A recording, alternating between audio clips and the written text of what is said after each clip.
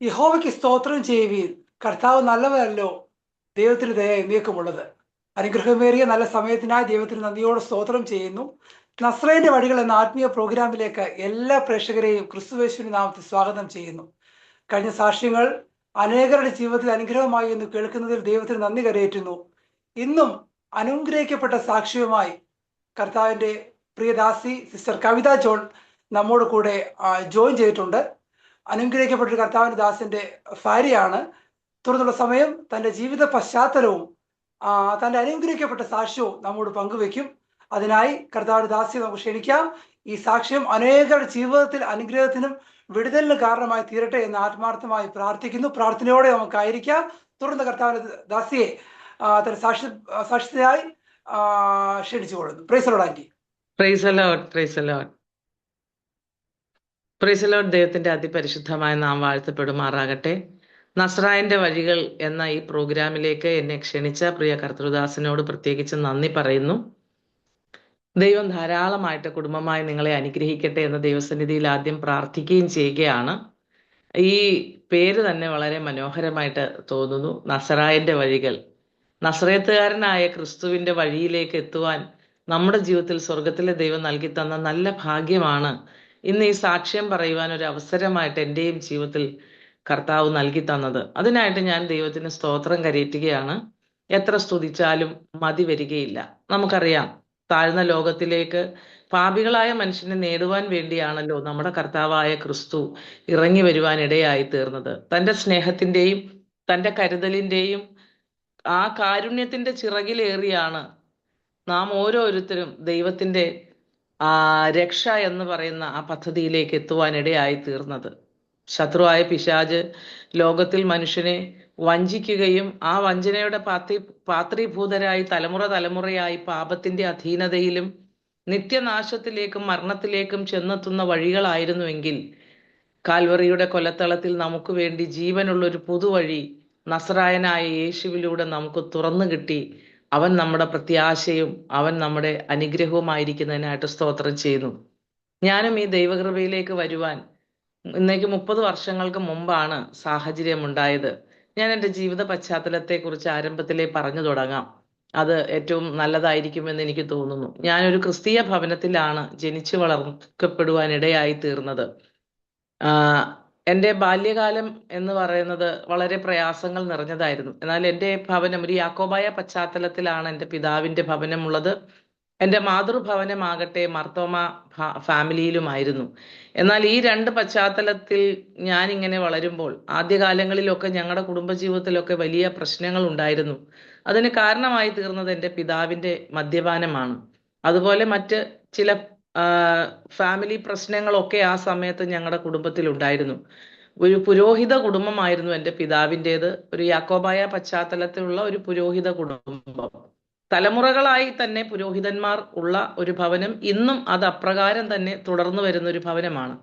പെരുമ്പാവൂരാണ് എൻ്റെ വീട് ആയിരുന്നത്. അവിടെ ഞാൻ വളർന്നു വരുന്ന ഓരോ ഘട്ടത്തിലും കുറച്ചു കാലം ഞാൻ എൻ്റെ മദറിൻ്റെ വീട്ടിൽ നിന്നാണ് പഠനം നടത്തിയിരുന്നത്.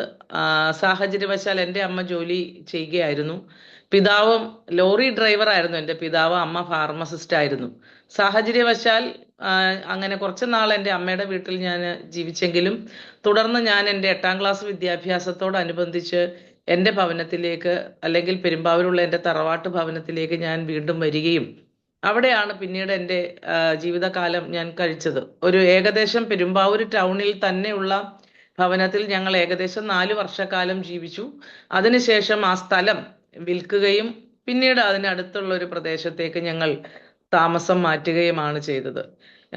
ഞാൻ 10ാം ക്ലാസ്സിൽ പരീക്ഷ എഴുതിയിരിക്കുന്ന സമയത്താണ് 1989 ഞാൻ ഈ പറഞ്ഞ സ്ഥലത്തോട്ട് മെയിനായിട്ട് എൻ്റെ പെരുമ്പാവൂരിലുള്ള സ്ഥലം വിട്ട് ഞങ്ങൾ മാറി മറ്റൊരു സ്ഥലത്തേക്ക് താമസം ആരംഭിക്കാനിടയായി തീർന്നത്. ഈ 8ാം ക്ലാസ്സിൽ പഠിക്കുന്ന കാലത്ത് ഞാൻ എൻ്റെ ഭവനത്തിൽ സമാധാനത്തിൻ്റെ ഒരു അവസ്ഥയിലേ ആയിരുന്നില്ല. കാരണം ഞാൻ ആദ്യമേ സൂചിപ്പിച്ചതുപോലെ എൻ്റെ പിതാവ് അതികഠിനമായ മദ്യപാനത്തിന് വശഗതനായൊരു വ്യക്തിയായിരുന്നു.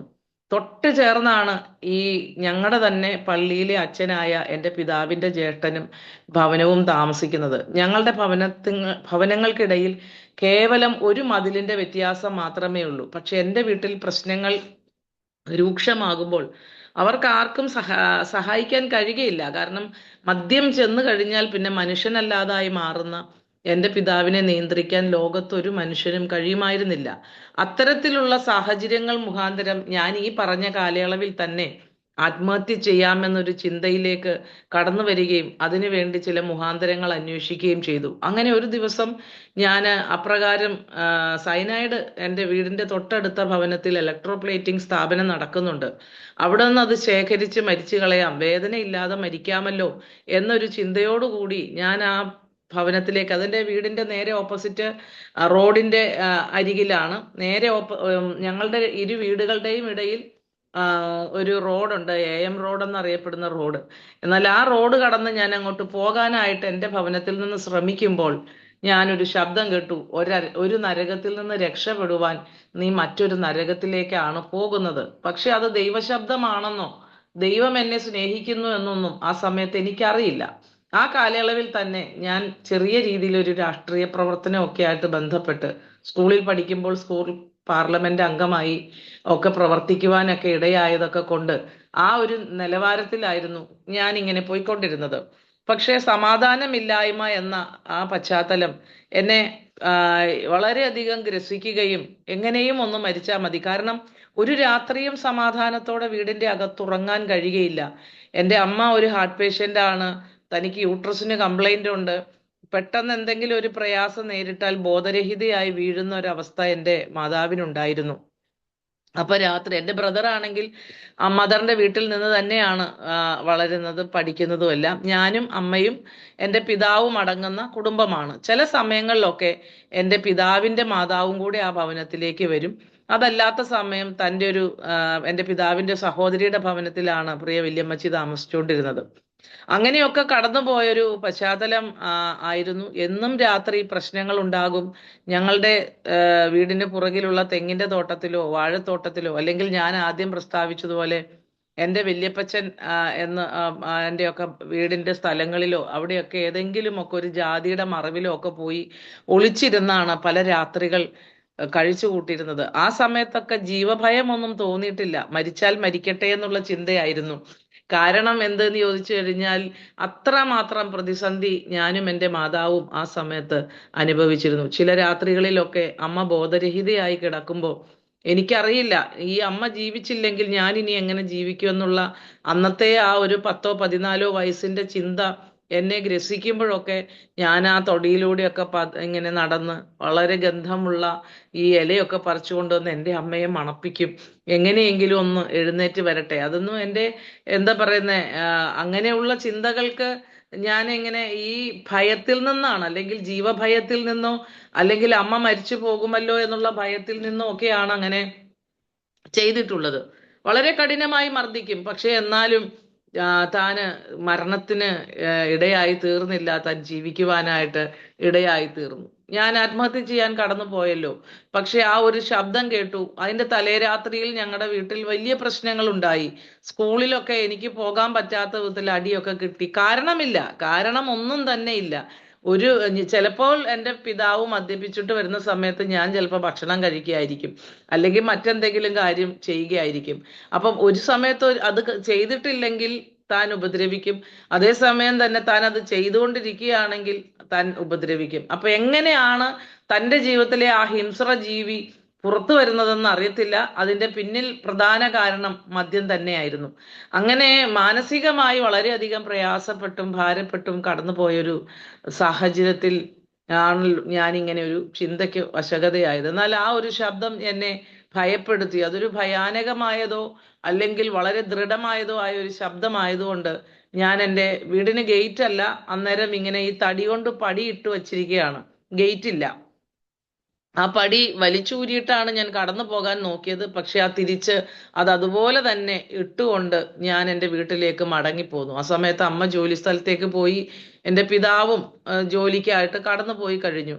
എന്നാൽ വീടിന്റെ അകത്ത് ഞാൻ ഒറ്റയ്ക്കിരുന്ന് ഏറെ കരഞ്ഞു, കാരണം അറിയാതെ. പിന്നീട് അങ്ങോട്ടേക്കുള്ള എൻ്റെ ജീവിതത്തെ പരിശോധിക്കുകയാണെങ്കിൽ ഞാനൊരു നിരീശ്വരവാദ മനോഭാവത്തിലേക്ക് പതിയെ പതിയെ നടന്നെടുക്കുന്ന ഒരു അവസ്ഥയായിരുന്നു. കാരണം വേറെ ഒന്നുമല്ല, ദൈവത്തെ വിളിച്ചു. ഞാൻ പല പള്ളികളിൽ പോയി. അന്നൊക്കെ ഞങ്ങള് പ്രധാനമായിട്ടും പോയി പ്രാർത്ഥിക്കുന്ന ഒരിടമാണ് കോതമംഗലത്തുള്ള പള്ളി, അതുപോലെ കടമറ്റത്തുള്ള പള്ളി, പിന്നെ ഇവിടെ കരിങ്ങാച്ചിറ, പെരുമ്പിള്ളി, അങ്ങനെയൊക്കെ പറഞ്ഞ പള്ളികളിലൊക്കെ കടന്നുപോയി പ്രാർത്ഥനാ നിരതരായിരിക്കാറുണ്ടായിരുന്നു.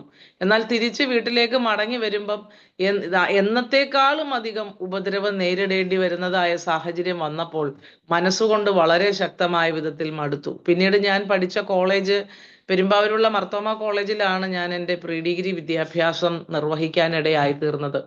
അവിടെ അതിന് പരിസരത്തൊക്കെയുള്ള അമ്പലങ്ങളിൽ എൻ്റെ കൂട്ടുകാരോടുകൂടെ കടന്നു പോകും. എവിടെ പോയാലാണ് ഒരു സമാധാനം വീട്ടിലേക്ക് വരിക എന്നുള്ള ചിന്ത കൊണ്ടാണ് ഞാൻ അങ്ങനെ കടന്നു പോകുവാനായിട്ടിടയായി തീർന്നത്. പക്ഷേ എവിടെ പോയിട്ടും എന്ത് ചെയ്തിട്ടും ഒരു സമാധാന അന്തരീക്ഷം എൻ്റെ ഭവനത്തിൻ്റെ അകത്ത് ഉടലെടുക്കുവാൻ ഇടയായില്ല എന്നതുകൊണ്ട് തന്നെ ഞാൻ വളരെ നിരാശാഭരിതമായൊരു ജീവിതമായിരുന്നു നയിച്ചിരുന്നത്.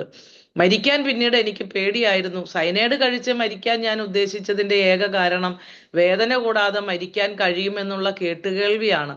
എന്നാൽ മറ്റേതെങ്കിലും ഒരു മാർഗം തേടുവാനായിട്ട് എനിക്ക് ഭയമായിരുന്നു. അതിന്റെ കാരണം മരണവേദന എന്നതിനെ കുറിച്ചിട്ടുള്ള കേട്ടുകേൾവിയായിരുന്നു.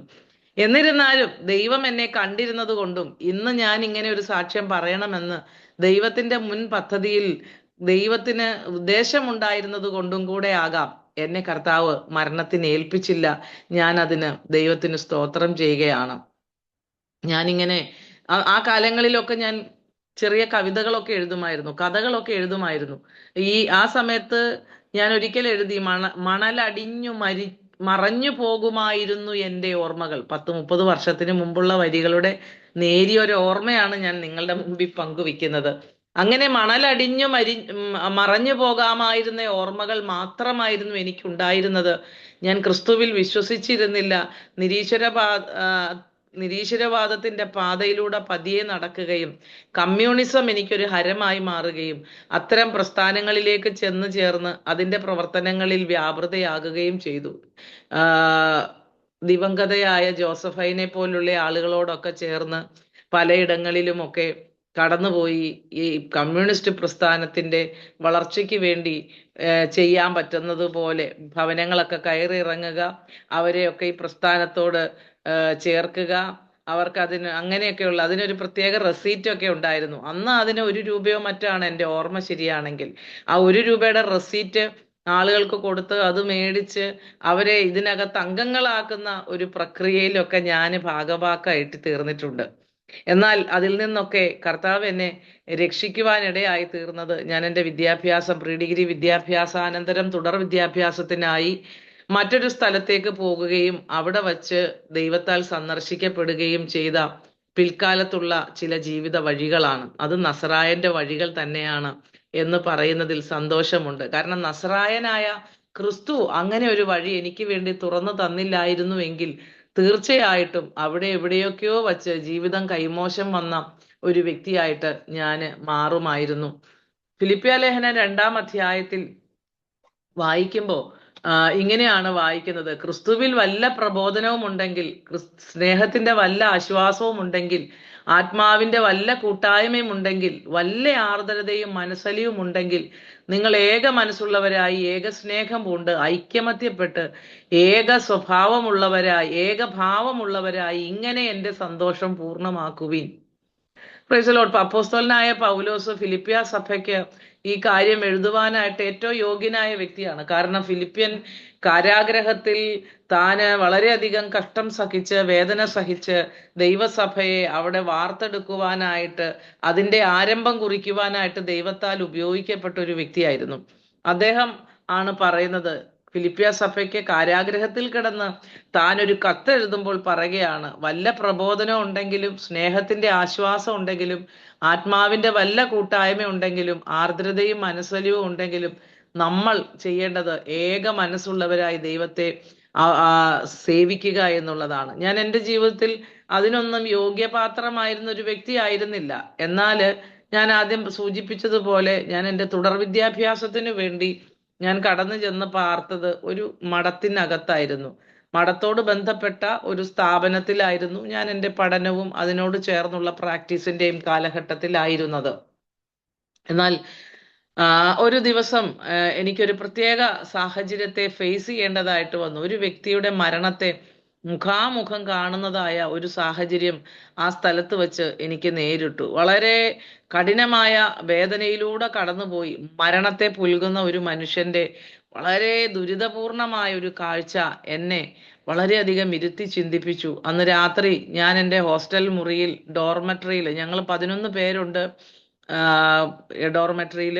അതിൽ 11ാമത്തെ ആളും ഞാൻ അവരുടെ അന്നത്തെ ലീഡറും ആയിരുന്നു. അപ്പൊ ഞാന് അവിടെ കിടന്നുറങ്ങുമ്പോൾ ഞാൻ ഈ പറഞ്ഞ പശ്ചാത്തലം എന്നെ ഭയചകിതമായ ഒരു അനുഭവത്തിലേക്ക്, അതുവരെ ഞാൻ മരണത്തെക്കുറിച്ച് വ്യക്തിഗതമായി ചിന്തിച്ചിട്ടുണ്ടെങ്കിലും മരണത്തിനപ്പുറത്ത് എന്താണ് എന്ന് ഞാൻ ചിന്തിച്ചിട്ടില്ല. അതിനിടയ്ക്ക് ഒരു കാര്യം നിർത്തി പറഞ്ഞുകൊള്ളട്ടെ. ഈ പറഞ്ഞ സാഹചര്യങ്ങളിലൊക്കെ പല ആളുകളും സുവിശേഷവുമായിട്ട് എന്നെ സമീപിച്ചിട്ടുണ്ട്, ദൈവത്തിന്റെ വചനം പറയുവാനായിട്ട് പരിശ്രമിച്ചിട്ടുണ്ട്. പക്ഷെ ആ സമയത്തൊക്കെ ഞാൻ എൻ്റെ നാൾവഴികളെ ദൈവമില്ല എന്ന് കൂടുതൽ കൂടുതൽ വിശ്വസിപ്പിക്കാനായിട്ട് ശ്രമിച്ചത് കൊണ്ട് എനിക്ക് അത്തരം ആളുകളെ പുച്ഛത്തോടു കൂടിയും അവരെ വെറുപ്പോടു കൂടിയും മാത്രമേ സ്വീകരിക്കാനോ അവരോട് ഇടപെടുവാനോ കഴിഞ്ഞിട്ടുള്ളൂ. വളരെ എന്താ പറയുന്നത്, വളരെ ഹാർഡായിട്ട് ഞാൻ അവരോട് പെരുമാറിയിട്ടുണ്ട്, വളരെ രൂക്ഷമായി പ്രതികരിച്ചിട്ടുണ്ട്. പക്ഷെ ആ സന്ദർഭത്തിലൊക്കെ പലപ്പോഴും പലരും പത്തി മടക്കി എന്നതുപോലെ മിണ്ടാതെ പോകുമ്പോൾ ഞാൻ ജയശ്രീലാളിതയായി എന്ന് വിചാരിച്ച് ഞാൻ എൻ്റെ ഹൃദയത്തിൽ ഇങ്ങനെ അഹങ്കരിച്ചിട്ടുമുണ്ട്. പക്ഷെ എനിക്കറിയില്ലായിരുന്നു അത് ക്രിസ്തുവിന്റെ ഒരു സ്വഭാവം, ഈ പറഞ്ഞ ഞാൻ ആദ്യം വായിച്ച വചനത്തിന്റെ ഒരു ഭാവമായിരുന്നു. സ്നേഹത്തിന്റെ ആശ്വാസം, ആത്മാവിന്റെ കൂട്ടായ്മ, ആർദ്രത, മനസ്സലിവ്, ഇതൊക്കെയായിരുന്നു അവരുടെ ജീവിതത്തിൽ എന്നോട് അവർ പ്രതികരിക്കാതെ പോയതിന്റെ പിന്നിലുള്ള കാരണം എന്നതിനെ കുറിച്ചൊന്നും എനിക്ക് ധാരണയുണ്ടായിരുന്നില്ല. അങ്ങനെ ഞാന് മുമ്പോട്ട് പോകുമ്പോൾ കർത്താവ്, ഞാൻ ആദ്യം പറഞ്ഞതുപോലെ അവിടെ വച്ച് കർത്താവ് എൻ്റെ റൂമിൽ ഇറങ്ങി വന്ന് സംസാരിക്കുന്ന ഒരു രാത്രിയായി അത് മാറി. ഞാനൊരു രാത്രിയിലാണ് ആ മനുഷ്യന്റെ മരണം നേരിട്ട് കാണുന്നത്. വളരെ പ്രയാസങ്ങൾ നിറഞ്ഞ ഒരു അസ്മാറ്റിക് പേഷ്യന്റിന്റെ കഠിനമായ മരണത്തോടും ജീവിതത്തോടും പൊരുതി നിൽക്കുന്നതായ ഒരു വല്ലാത്ത സ്ഥിതിഗതി. ഒരു കട്ടിലിൽ കിടക്കുന്ന മനുഷ്യൻ വില്ലുപോലെ വളഞ്ഞ് 2 അടിയോളം ആ കട്ടിലിൽ നിന്ന് പൊങ്ങി ജീവന് വേണ്ടി പൊരുതിക്കൊണ്ടിരിക്കുന്ന കാഴ്ച മെഡിക്കൽ എക്യുപ്മെന്റ്സിനോ അല്ലെങ്കിൽ ഡോക്ടേഴ്സിന്റെ തലങ്ങൾക്കോ ആ മനുഷ്യനെ ജീവിതത്തിലേക്ക് തിരിച്ചു കൊണ്ടുവരുവാൻ കഴിഞ്ഞില്ല എന്ന് തന്നെയല്ല, അവിടെ ആ കിടന്ന കിടപ്പിൽ അദ്ദേഹം കാട്ടിക്കൂട്ടിയ വേദനാജന്യമായ പ്രവൃത്തികൾ എന്നെ ഭയചകിതയാക്കി മാറ്റി. ഞാൻ വളരെ ഭയപ്പെട്ടാണ് എൻ്റെ റൂമിലേക്ക് കടന്നു വന്നതും തുടർന്ന് ഞാൻ ഉറങ്ങുവാനായിട്ട് ശ്രമിച്ചതും. ഏറെ സമയം എനിക്ക് ഉറങ്ങാൻ കഴിഞ്ഞില്ല. എന്നാൽ ആ രാത്രിയിൽ എപ്പോഴോ ഞാൻ ഒരു റം നിദ്രയിൽ എത്തിയപ്പം, അല്ലെങ്കിൽ ഒരു മയക്കത്തിലേക്ക് പ്രവേശിച്ചു കഴിഞ്ഞപ്പോഴാണ് ഞാൻ കിടന്ന ജനലരികിലൂടെ അതിതീവ്രമായൊരു വെളിച്ചം എന്നെ സമീപിക്കുന്നതായ ഒരു കാഴ്ച ഞാൻ കാണുന്നത്. കണ്ണടച്ചിരുന്നപ്പോൾ കണ്ട കാഴ്ചയാണെങ്കിലും ഭയത്തോടുകൂടി ഞാൻ കണ്ണ് തുറന്നപ്പോഴും, കാരണം ഉള്ളിൽ ഭയമായി, ഈ മരണത്തെ നേരിട്ട് കണ്ടു, അതിനപ്പുറത്തേക്ക് നമ്മുടെ കേട്ടുകേൾവിയുള്ള പല കാര്യങ്ങളും ഉണ്ടല്ലോ, അത്തരത്തിലുള്ള ഭയത്തിന്റെ ചിത്രം എൻ്റെ ഉള്ളിൽ ഇങ്ങനെ കിടക്കുന്നത് കൊണ്ട് ഞാൻ ഭയത്തിന്റെ ആത്മാവിൽ തന്നെയാണ് ആ സമയത്തുള്ളത്. അങ്ങനെ ഇരിക്കുമ്പോഴാണ് ഈ വെളിച്ചം വരുന്നതും ഈ വെളിച്ചത്തിൽ കൂടെ കർത്താവ് എന്നോട് സംസാരിക്കുന്നതും. അതുവരെ ഞാൻ ഒരിക്കൽ ശബ്ദം കേട്ടു എന്ന് നിങ്ങളോട് പറഞ്ഞെങ്കിലും അതെന്താണെന്നൊന്നും തിരിച്ചറിയാൻ എനിക്കറിയില്ല.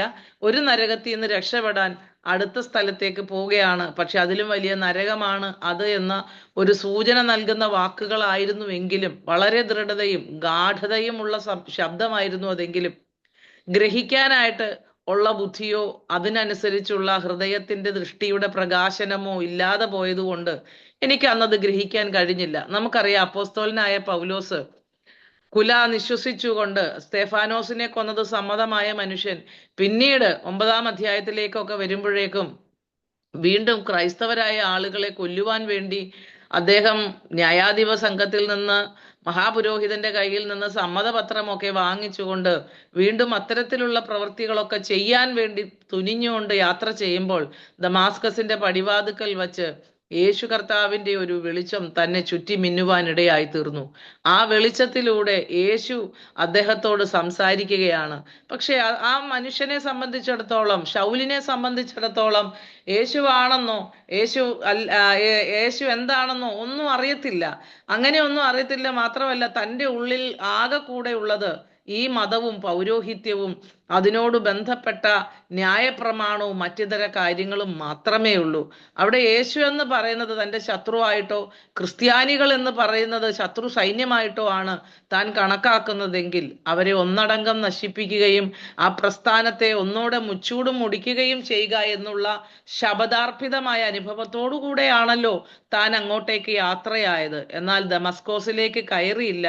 അതിന്റെ പടിവാതിക്കൽ തന്നെ എത്തിയപ്പോൾ അദ്ദേഹം നിലത്തു വീഴത്തക്ക വിധം അതിശക്തമായ ഒരു നാദവും ഒരു വെളിച്ചവും തന്നെ ചുറ്റി മിന്നുവാനിടയായി തീർന്നു. ആ വെളിച്ചത്തിന്റെ മുൻപിൽ അദ്ദേഹം തിരിച്ചു ചോദിച്ചൊരു ചോദ്യം, നീ ആരാകുന്നു കർത്താവേ? ശൗലേ, ശൗലേ, നീ എന്നെ ഉപദ്രവിക്കുന്നത് എന്ത് എന്ന് ചോദിക്കുന്നിടത്ത് നീ ആരാകുന്നു കർത്താവേ എന്ന് തിരിച്ചു ചോദിക്കുവാൻ തക്കവണ്ണമുള്ള എന്ത് പ്രേരക ശക്തിയാണ് തന്നെ ഭരിച്ചതെന്ന് അറിയത്തില്ല. എന്നാൽ താൻ ആ ചോദ്യമാണ് തിരിച്ചു ചോദിച്ചത്. എൻ്റെ ജീവിതത്തിലും ഇങ്ങനെയുള്ള കാര്യങ്ങളൊക്കെ അനുഭവങ്ങൾ ഉണ്ടായിരുന്നെങ്കിലും ദൈവത്തെ തിരിച്ചറിയാനുള്ള വ്യക്തിഗതമായൊരു ബോധ്യം ഉണ്ടായിരുന്നില്ലാത്തത് കൊണ്ട് ഞാൻ ഭയത്തോടെയാണ് എൻ്റെ കിടക്കയിൽ എഴുന്നേറ്റിരുന്നത്. ആ വെളിച്ചം എന്നെ വിട്ടുപോയില്ല എന്ന് മാത്രമല്ല, അത് കൂടുതൽ ശക്തിയോടെ തേജസ്സിന്റെ പ്രഭയോടെ തന്നെ എൻ്റെ അടുക്കൽ നിന്ന് സംസാരിക്കുവാൻ തുടങ്ങി. ഞാനെന്ന വ്യക്തിയുടെ കുറവുകളെ ഒരു സ്ക്രീനിൽ എന്നതുപോലെ എനിക്ക് ദർശനാത്മകമായി ആ സമയം തീരുവാനിടയായി തീർന്നു. അതിലൂടെ ഞാൻ എൻ്റെ കുറവുകളെയും ഞാനെന്ന വ്യക്തിയുടെ പരാജയങ്ങളെയും, കാര്യം അധികം ഏജ് ഒന്നും എനിക്കായിട്ടില്ല, 19 കഴിഞ്ഞു, 21 വയസ്സിന് ഏകദേശം അടുത്ത് മാത്രമേ അന്ന് പ്രായമുള്ളൂ. ആ ഒരു സമയത്താണ് ഈ കാര്യങ്ങൾ സംഭവിക്കുന്നത്. അപ്പോൾ ഈ ഭയത്തോടു കൂടിയാണ് ഞാൻ ആ സാഹചര്യത്തെ നേരിട്ടതെങ്കിലും ആത്മസംയമനത്തോടുകൂടെ നേരിടാൻ തക്കവണ്ണമുള്ള ഒരു സമാധാനം ആ സമയത്ത് ആ അന്തരീക്ഷത്തിൽ എങ്ങനെയോ ഉണ്ടായി. അത് പരിശുദ്ധാത്മാവിന്റെ കൃപയും ക്രിസ്തുവിന്റെ കരുതലും കൃപയും പിതാവിന്റെ സ്നേഹവുമാണ് എന്ന് പിൽക്കാലത്ത് എനിക്ക് തിരിച്ചറിയാനായിട്ട് കഴിഞ്ഞു. അങ്ങനെ ആ രാത്രി ദൈവം എന്നോട് സംസാരിച്ചു. എൻ്റെ കുറവുകളെ എന്നെ ബോധ്യപ്പെടുത്തി, എൻ്റെ പരാജയങ്ങളെക്കുറിച്ച് എന്നെ മനസ്സിലാക്കി. മാത്രമല്ല, ഞാൻ വിശ്വസിച്ചതുപോലെ ദൈവമില്ലായ്മയല്ല, മറിച്ച് എൻ്റെ അറിവുകേട് മാത്രമാണെന്നും ഞാൻ എൻ്റെ പരിമിതികളിൽ നിന്നുകൊണ്ട് മാത്രം വിശ്വസിക്കുന്ന ഒരു വിശ്വാസം മാത്രമാണ് അതെന്നും എനിക്ക് ബോധ്യമാക്കി തന്നു. എൻ്റെ യേശുവിൻ്റെ ശബ്ദം എന്നെ രൂപാന്തരത്തിലേക്ക് നയിക്കുവാൻ ആ രാത്രി ഇടയാക്കി തീർത്തു. അങ്ങനെ കർത്താവുമായിട്ട് സംവദിച്ച അനന്തരം എൻ്റെ ഉള്ളിൽ അറിയാത്ത സമാധാനം കടന്നു വന്നു. ഇനി മരിച്ചാലും കുഴപ്പമില്ല എന്ന് പറയുന്ന, കാരണം മരണഭയമാണ്, ജീവഭയമാണ്. പിന്നീടാണ് മരിച്ചാൽ എന്താണ് എന്ന ഒരു ചിന്തയിലേക്ക് വന്നത്. ഇതിനപ്പുറം ജീവിതമുണ്ട് എന്ന് സൺഡേ സ്കൂളിലൊക്കെ പഠിച്ചിട്ടുള്ള ഓർമ്മയുള്ളത് കൊണ്ട് അതിനപ്പുറം ഒരു ജീവിതമുണ്ടോ എന്നുള്ള ഒരു ചിന്തയൊക്കെ അന്നാണ് ഭരിക്കാനായിട്ട് തുടങ്ങിയത്. പക്ഷെ അന്ന് തന്നെ കർത്താവ് കൃത്യമായി ഇടപെടേണ്ട സമയത്ത് ദൈവം ഇടപെട്ടു. എന്നാൽ അതിനു മുമ്പുള്ള കാലഘട്ടത്തിൽ ഒന്നും ദൈവം ഇടപെട്ടില്ല. പിൽക്കാലത്ത് ഞാൻ ചിന്തിച്ചിട്ടുണ്ട്, എൻ്റെ വർഷങ്ങളെ ഞാൻ വെറുതെ നശിപ്പിച്ചു കളഞ്ഞല്ലോ, നേരത്തെ എൻ്റെ ദൈവത്തെ അറിയേണ്ടതായിരുന്നുവെന്ന്. പക്ഷെ അങ്ങനെയല്ല എന്ന് എനിക്കത് പിന്നീട് മനസ്സിലായി. കാരണം ദൈവത്തിന് എല്ലാത്തിനും ഒരു സമയമുണ്ട്. ക്രിസ്തു ജനിക്കേണ്ടതിനൊരു സമയമുണ്ട്, താൻ ക്രൂശിതനാകേണ്ടതിനൊരു സമയമുണ്ട്, പൗലോസ് ദൈവത്തെ അറിയേണ്ടതിനൊരു സമയമുണ്ട്, പാപിയായി ഈ ലോകത്തിൽ ദൈവമക്കളോട് കഠിനതയോടുകൂടെ പ്രവർത്തിക്കേണ്ട ഒരു കാലമുണ്ട്. നടാനൊരു കാലം, പറിക്കാനൊരു കാലം എന്നതുപോലെ തന്നെ എല്ലാറ്റിനും ഒരു കാലമുണ്ട് എന്നുള്ള വസ്തുത. എങ്കിലും നമുക്ക് നഷ്ടമായ വർഷങ്ങളെ ഓർക്കുമ്പോൾ ജീവിതത്തെ പലപ്പോഴും വിരക്തിയോടുകൂടി നോക്കിക്കാണേണ്ടതായി വരും. കാരണം ഇത്ര സ്നേഹമാണല്ലോ നമ്മൾ നഷ്ടപ്പെടുത്തിയത്, ഇത്ര വലിയ കൃപയാണല്ലോ നമ്മൾ നഷ്ടമാക്കിയത് എന്നുള്ള ഒരു അപകർഷതാബോധം പലപ്പോഴും നമ്മെ ഭരിക്കുവാനായിട്ട് ഇടയായിത്തീരും. അപ്പൊ അങ്ങനെ ഞാൻ യേശുവിൻ്റെ സ്നേഹത്തെ അന്ന് അറിഞ്ഞു. തുടർന്ന് അങ്ങോട്ടേക്കുള്ള ഓരോ രാത്രികളിലും എൻ്റെ അമ്മ മർത്തോമക്കാരിയാണെന്ന് ഞാൻ സൂചിപ്പിച്ചിരുന്നല്ലോ. അപ്പം അമ്മ എപ്പോഴും ബൈബിൾ വായിക്കുകയും പ്രാർത്ഥിക്കുകയും ചെയ്യും. പള്ളിയിൽ അമ്മ അധികം അങ്ങനെ പോകാറില്ല. കാരണം അത് വിശ്വാസത്തിന്റെ ഒരു പശ്ചാത്തലം അവിടെ നിലനിന്നിരുന്നത് കൊണ്ടും മറ്റു ചില പ്രശ്നങ്ങൾ ജീവിതത്തിൽ അഭിമുഖീകരിച്ചിരുന്നത് കൊണ്ടും അങ്ങനെ പള്ളിയിലധികം എൻ്റെ മാതാവ് പോകായിരുന്നില്ലെങ്കിലും എപ്പോഴും പ്രാർത്ഥിക്കും, എപ്പോഴും ബൈബിൾ വായിക്കും. അതുകൊണ്ട് തന്നെ ഞാൻ പഠിക്കാൻ പോയപ്പോൾ ഒരു ബൈബിൾ എനിക്ക് തന്ന് എൻ്റെ ബാഗിൽ വച്ചിട്ടുണ്ടായിരുന്നു. പക്ഷെ ഒരിക്കൽ പോലും ഞാൻ ആ ബൈബിൾ എടുക്കുകയോ ഒരു വാക്കുപോലും അതിനകത്തുനിന്ന് വായിക്കുകയോ ചെയ്തിട്ടില്ലാത്ത ഒരാളായിരുന്നു. ഞാൻ താമസിച്ചിരുന്ന മഠത്തിന്റെ അകത്ത് തന്നെ ഒരു സ്വകാര്യ പ്രാർത്ഥനാ മുറി ഉണ്ടായിരുന്നു. അത്യാവശ്യം വലിപ്പമുള്ള ആ മുറിയിൽ, അവർക്കല്ലാതെ തന്നെ പ്രാർത്ഥനാ മുറികൾ വേറെ ഉണ്ട്. എന്നാൽ ഞാൻ താമസിച്ചിരുന്ന ആ ഒരു സ്ഥലത്ത് ഒരു പ്രെയർ റൂമായിട്ട് ഒരു ക്രൂശിത രൂപത്തിന്റെ രൂപമൊക്കെ ഇട്ട ഒരു പ്രാർത്ഥനാ മുറി അവിടെ ഉണ്ടായിരുന്നു. ഞാൻ അവിടെ ചെന്നിരുന്ന് സ്വകാര്യമായി പ്രാർത്ഥിക്കാൻ ഇടയായി തീരും. അതോടൊപ്പം തന്നെ റൂമിലിരുന്ന് പ്രാർത്ഥിക്കുകയും ഈ ബൈബിൾ തുടർന്ന് വായിക്കുകയും ഒക്കെ ചെയ്യുമ്പോൾ ഹിന്ദുക്കളും ക്രിസ്ത്യാനികളുമായ എൻ്റെ സുഹൃത്തുക്കൾ അവരും ഇതുപോലെ പഠനത്തിനും ജോലിക്കും ഇടയിൽ ഉള്ള ജീവിത പ്രാരാബ്ധങ്ങളുടെ നടുവിൽ അവർക്ക് വലിയ ബുദ്ധിമുട്ടായിരുന്നു ഞാൻ ആ സമയം ആ വിധത്തിൽ ലൈറ്റൊക്കെ ഇട്ട് വിനിയോഗിക്കുന്നത്. അതുകൊണ്ട് അവർ പ്രശ്നം ഉണ്ടാക്കാൻ തുടങ്ങി കഴിഞ്ഞു കഴിഞ്ഞപ്പം ഞാൻ അവിടെയുള്ള ചെറിയ ഒരു സ്റ്റെയർ കേസിന്റെ വളരെ കുറഞ്ഞ വെട്ടത്തിൽ പോയിരുന്ന് ബൈബിൾ വായിക്കാനായിട്ട് തുടങ്ങും. അങ്ങനെ ബൈബിൾ വായിക്കാൻ തുടങ്ങുമ്പോൾ സങ്കീർത്തനം മാത്രമാണ് വായിക്കുന്നത്. മറ്റു പുസ്തകങ്ങളിലേക്കൊന്നും എൻ്റെ ശ്രദ്ധ തിരിഞ്ഞിട്ടില്ല. വായിക്കാൻ എളുപ്പം, ഗ്രഹിക്കാൻ കുറച്ചുകൂടെ സൗകര്യം എന്ന വിധത്തിൽ ഞാൻ ബൈബിൾ വായിക്കാൻ തുടങ്ങി. അങ്ങനെ ബൈബിൾ വായിക്കുമ്പോൾ ആ വാക്യങ്ങളൊന്നും എനിക്ക് അത്ര സുഗ്രാഹ്യമുള്ളതല്ല എങ്കിൽ പോലും ആ വാക്യങ്ങൾ ഓരോന്നും പറിച്ചെടുത്ത് എൻ്റെ ചങ്കിലോട്ട് വച്ചു തരുന്നത് പോലെ ആയിരുന്നു കർത്താവ് എന്നെ അവിടെ വച്ച് പഠിപ്പിച്ചുകൊണ്ടിരുന്നത്. പിന്നീട് പിൽക്കാലത്ത് അങ്ങനെയുള്ള ആ ദൈവിക വചനം വായിക്കുവാനിടയായി തീർന്നു. പഠിക്കാനൊന്നും എനിക്ക് അറിയില്ല, അതിന്റെ ചരിത്ര സത്യങ്ങളിലേക്ക് പോകാൻ എനിക്കറിയില്ല. മറ്റ് ഒത്തിരി പ്രതിസന്ധികൾ ആ സമയത്തും ഞാൻ അനുഭവിച്ചുകൊണ്ടിരിക്കുന്നത് കൊണ്ട് ആഴത്തിൽ ഇത് ഗ്രഹിക്കാൻ വേണ്ടിയുള്ള ബുദ്ധിയും എനിക്കില്ല. അതാണ്, ഞാനൊരു പൊട്ടിയായിരുന്നു എന്ന് പറഞ്ഞാൽ അതിനകത്ത് കുറച്ചുകൂടിയൊക്കെ കാര്യമുണ്ടായിരുന്നു. അങ്ങനെ എനിക്ക് അതിനുള്ള ഗ്രാഹ്യവും അതിനുള്ള ബോധ്യവും ഇല്ലാതിരുന്നത് കൊണ്ടും ഞാനിങ്ങനെ വായിക്കും, ഈ ഇതൊക്കെ എൻ്റെ ഉള്ളിലേക്ക് കയറി വരും. അപ്പോഴത്തെ എൻ്റെ ഏക പ്രാർത്ഥന, കർത്താവെ, ഒരു കുഞ്ഞു കൊച്ച് ഒരു ബീച്ചിലോട്ട് ചെന്ന് കടലിലെ ഒരു വെള്ളം എടുത്ത് അത് കയ്യിൽ വച്ച് ആ വെള്ളത്തെ നോക്കിയാൽ ആ കുഞ്ഞത് കടൽ വെള്ളമാണെന്നും രുചിച്ചു നോക്കിയാൽ അതിന് ഉപ്പുരസമാണെന്നും അറിയാവുന്നതിന് അപ്പുറത്ത് അതിനൊന്നും അറിയത്തില്ല. ഞാനും അതുപോലെ തന്നെയാണ്. ഇത് കടലിലെ വെള്ളമാണ്, ശുദ്ധജലമല്ല. ഇതിൻ്റെ അകത്ത് ഉപ്പുരസം ഉണ്ടെന്ന് അറിയാം, ഇതിനപ്പുറത്തേക്ക് കടൽ ജലത്തെക്കുറിച്ച് ഒന്നും അറിയത്തില്ല. അതേസമയം ഒരു ശാസ്ത്രജ്ഞന്റെ, ഒരു ഭൗമശാസ്ത്രജ്ഞന്റെ കയ്യിൽ കിട്ടിയാൽ, അല്ലെങ്കിൽ ഇതിനെക്കുറിച്ച് പഠിക്കുന്ന ആളുകളുടെ കയ്യിലേക്ക് കിട്ടിയാൽ അതിന്റെ pH വാല്യൂ നോക്കാനോ അതിന്റെ അകത്തുള്ള കണ്ടൻസിനെ കുറിച്ചോ അതിനകത്ത് എന്തെല്ലാം സാധ്യതകൾ അടങ്ങിയിരിക്കുന്നു എന്നതിനെ കുറിച്ചോ ഒക്കെ അറിയുവാനായിട്ട് അവർക്ക് പ്രാപ്തി ഉണ്ടല്ലോ.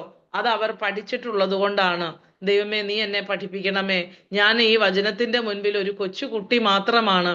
ഇങ്ങനെയാണ് എൻ്റെ പ്രാർത്ഥന. എനിക്കിങ്ങനെ പ്രാർത്ഥിക്കാൻ അറിയൂ, അല്ലാതെ ഇങ്ങനെ എന്താ പറയുന്നത്, വളരെ നല്ല രീതിയിൽ മനോഹരമായ വാക്കുകൾ ഉപയോഗിച്ചൊന്നും പ്രാർത്ഥിക്കാൻ എനിക്കറിയത്തില്ല. അപ്പൊ ആ ദിവസങ്ങളിൽ ഞാൻ പ്രാർത്ഥിക്കുന്ന പ്രാർത്ഥന ഇത് മാത്രമാണ്.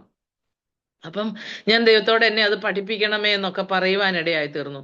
പക്ഷെ ഞാൻ ഓരോ വാക്യങ്ങൾ വായിക്കുമ്പോൾ എനിക്ക് തോന്നുന്നു ഇതെന്റെ ജീവിതമാണല്ലോ. ആ സങ്കീർത്തനത്തിലെ ഓരോ ഭാഗങ്ങളൊക്കെ വായിക്കുമ്പോൾ ഇതെന്റെ ജീവിതമാണല്ലോ, ഇത് എന്നോട് സംസാരിക്കുന്നല്ലോ എന്നൊക്കെ ഓർത്ത് ഞാനിങ്ങനെ ധൈര്യപ്പെടുവാനായിട്ടിടയായി തീർന്നു. ആ സമയത്ത് തന്നെ, ഏകദേശം എന്നെ ദൈവം ഇങ്ങനെ സന്ദർശിച്ച സമയത്ത് തന്നെ എൻ്റെ മാതാവും ഞങ്ങൾ അന്ന് ടൗണിൽ നിന്ന് മാറി ഞങ്ങൾ അതിന് പരിസരത്തുള്ള മറ്റൊരു 6 കിലോമീറ്റർ ദൂരത്തുള്ള ഒരു ചെറിയ ഗ്രാമത്തിലേക്കാണ് പിന്നീട് താമസം മാറ്റിയത്. അതിൻ്റെ അകത്തും ഒരു ചരിത്രമുണ്ട്.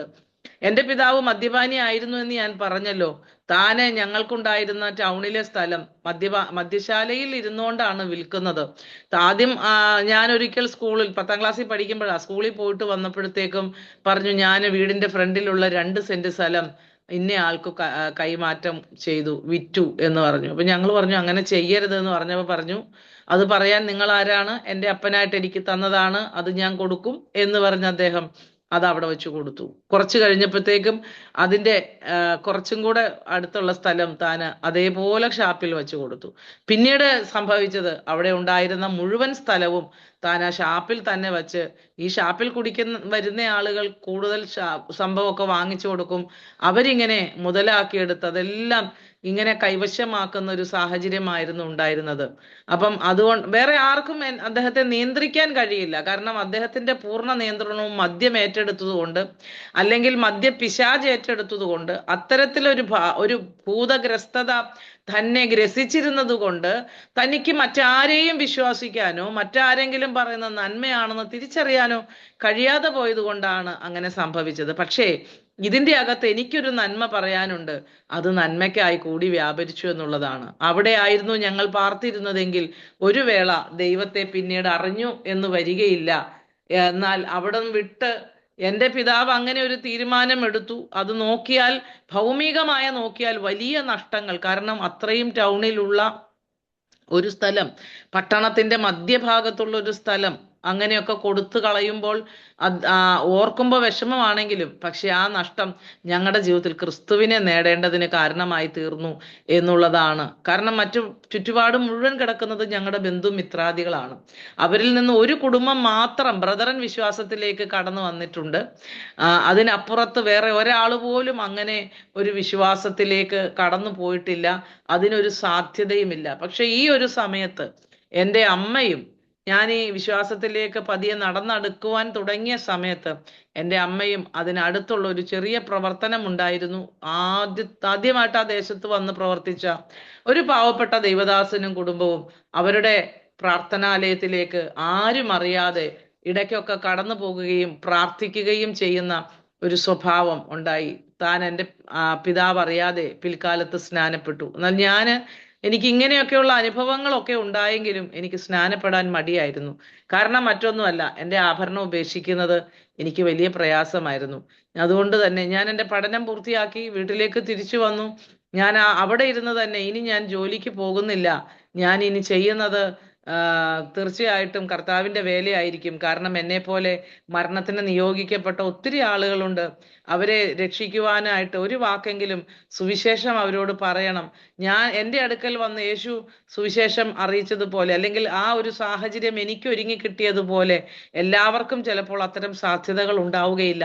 എന്നാൽ എനിക്ക് കിട്ടിയ ഈ അനുഭവം മറ്റുള്ളവരോട് പങ്കുവയ്ക്കുവാൻ, ഏതൊരു സാഹചര്യത്തിലും കടന്നു പോകുവാൻ ഞാൻ റെഡി ആയിരിക്കണം എന്നുള്ളൊരു ചിന്തയോടുകൂടെ ഞാൻ അതിനു വേണ്ടി തീരുമാനമെടുത്തു. അങ്ങനെ ഒരു തീരുമാനമെടുത്ത് എൻ്റെ വീട്ടിലേക്ക് മടങ്ങി വന്നപ്പോൾ വലിയ പ്രശ്നങ്ങൾ എനിക്ക് നേരിടേണ്ടി വന്നു. മരണത്തെ വരെ മുഖാമുഖം കാണുന്ന ഒരു സാഹചര്യം വരെ അന്ന് ജീവിതത്തിൽ ഉണ്ടായി. എൻ്റെ പിതാവ് വീട്ടിലുണ്ടായിരുന്ന ഒരു കത്തി എടുത്ത് എൻ്റെ കഴുത്തിൽ കൊണ്ടുവച്ചിട്ട് എന്നോട് പറഞ്ഞു, നീ പെന്തക്കോസുകാരുടെ കൂടെ പോയത് കൊണ്ട് നിന്നെ ഞാൻ ഈ കത്തിക്ക് ഇരയാക്കുമെന്ന് പറഞ്ഞ് കഴുത്തിൽ കത്തി വച്ചു. വളരെ ബഹളം ഉണ്ടാക്കി. ആ ചുറ്റുപാടുമുള്ള ആളുകളൊക്കെ ഒന്ന് കൂടി വന്നു. ഞാൻ രണ്ടാമത് വന്ന് താമസിച്ച സ്ഥലത്ത് ഞങ്ങളുടെ വീടിന് ചുറ്റും ഹൈന്ദവരായ ആളുകൾ മാത്രമേ ഉള്ളൂ. കുറച്ച് മാറി മാത്രമേ ക്രൈസ്തവരായ ആളുകളൊക്കെ ഉള്ളൂ. പക്ഷെ മുഴുവൻ ഹൈന്ദവരായ ആളുകൾ അവരോടി വന്ന് കൂടിയിട്ട് എന്നോട് അതിനകത്ത് എൻ്റെ ഒരു സുഹൃത്തായ ഒരു സഹോദരി ഉണ്ടായിരുന്നു. എന്നെക്കാൾ ഇച്ചിരി മൂത്ത ആളാണ്. പക്ഷെ ആ പുള്ളിക്കാരി എന്നെ വിളിച്ചിട്ട് ചോദിച്ചു, നീ നല്ലൊരു ക്രിസ്ത്യാനി ആയിരുന്ന നീ ഇങ്ങനെ മാറിപ്പോയത് കൊണ്ടല്ലേ നിനക്കിപ്പോൾ ഇങ്ങനെ ഒരു പ്രശ്നം നേരിടേണ്ടി വന്നത്? ഇതൊട്ടും ശരിയായില്ല. അപ്പൊ ഞാൻ ആ ചേച്ചിയുടെ ചെവി പറഞ്ഞു, ചേച്ചി, ഇപ്പോഴാണ് യഥാർത്ഥത്തിൽ ക്രിസ്തു എന്താണെന്നും ക്രിസ്തുവിന്റെ വഴി എന്താണെന്നും നസറായന്റെ വഴി എന്താണെന്നും ദൈവം ആരാണെന്നും ഞാൻ അറിയുന്നത്. എനിക്ക് എൻ്റെ ജീവിതം ബോണസാണ്. കാരണം 14 വയസ്സപ്പോൾ ആത്മഹത്യ ചെയ്യാൻ പോയ ഞാന് ആ സമയത്ത് 21 വയസ്സിലേക്ക് എത്തി നിൽക്കുമ്പോൾ എനിക്ക് അത്രയും വർഷം ദൈവം ജീവിതത്തിൽ ദീർഘായുസ് നൽകി തന്നെങ്കിൽ ഇനിയുള്ള ജീവിതം ഞാൻ ജീവിക്കുന്നത് ക്രിസ്തുവിനായി മാത്രമാണ്. പൗലോസ് അപ്പോസ്തലൻ ഫിലിപ്പിയ ലേഖനത്തിൽ പറയുന്നുണ്ട്. ഇതിന്റെ 21-ാമത്തെ വാക്യം ഇങ്ങനെയാണ് പറയുന്നത്, 1:21 ഫിലിപ്പിയ ലേഖനത്തിന്റെ, എനിക്ക് ജീവിക്കുന്നത് ക്രിസ്തുവും മരിക്കുന്നത് ലാഭവുമാകുന്നു. എനിക്ക് ഈ വാക്യം ഒന്നും അറിയത്തില്ല. ഞാൻ പറഞ്ഞല്ലോ, സങ്കീർത്തനം ഒഴിച്ചൊറ്റ വാക്യവും ഞാൻ വായിച്ചിട്ടുമില്ല. പക്ഷെ എങ്കിലും ഞാൻ ഈ കാര്യങ്ങൾ ആ പുള്ളിക്കാരിയോട് പ്രസ്താവിക്കുവാനായിട്ട് ഇടയായി തീർന്നു. കൃപയാൽ ഇന്ന വരെയും ഒരു കോട്ടവും വരാതെ ദൈവം എന്നെ നിലനിർത്തി എന്നുള്ളത് എത്രത്തോളം അനുഗ്രഹമാണ്. അതൊരു ഭംഗ്യന്തരേണ പറയുന്ന വാക്കല്ല, എൻ്റെ ജീവിതത്തിന്റെ യാഥാർത്ഥ്യവും സത്യവുമായ ഒരു വസ്തുത കൂടിയാണ്. അപ്പം ഞാൻ ഇങ്ങനെയൊക്കെയുള്ള പ്രയാസങ്ങളിലൂടെയൊക്കെ കടന്നു പോകുമ്പോഴും എന്നെ തുണയായി നിന്ന് ധൈര്യപ്പെടുത്തി ബലപ്പെടുത്തി കർത്താവ് എന്നെ മുൻപോട്ട് നയിക്കാനായിട്ട് ഇടയായി തീർന്നു. പഠനമെല്ലാം പൂർത്തിയാക്കി തിരിച്ച് ഭവനത്തിലേക്ക് വന്നു. ആ സമയത്ത് എനിക്ക് ഈ അമ്മ സ്നാനപ്പെട്ടെന്ന് പറഞ്ഞല്ലോ, എനിക്ക് സ്നാനപ്പെടാൻ മടിയായിരുന്നു. ഞാന് കാരണം വേറെ ഒന്നുമല്ല, ആഭരണം ഉപേക്ഷിക്കാൻ എനിക്ക് താല്പര്യമില്ലായിരുന്നു. പൊതുവെ തന്നെ എനിക്കൊരു അപകർഷതാബോധം.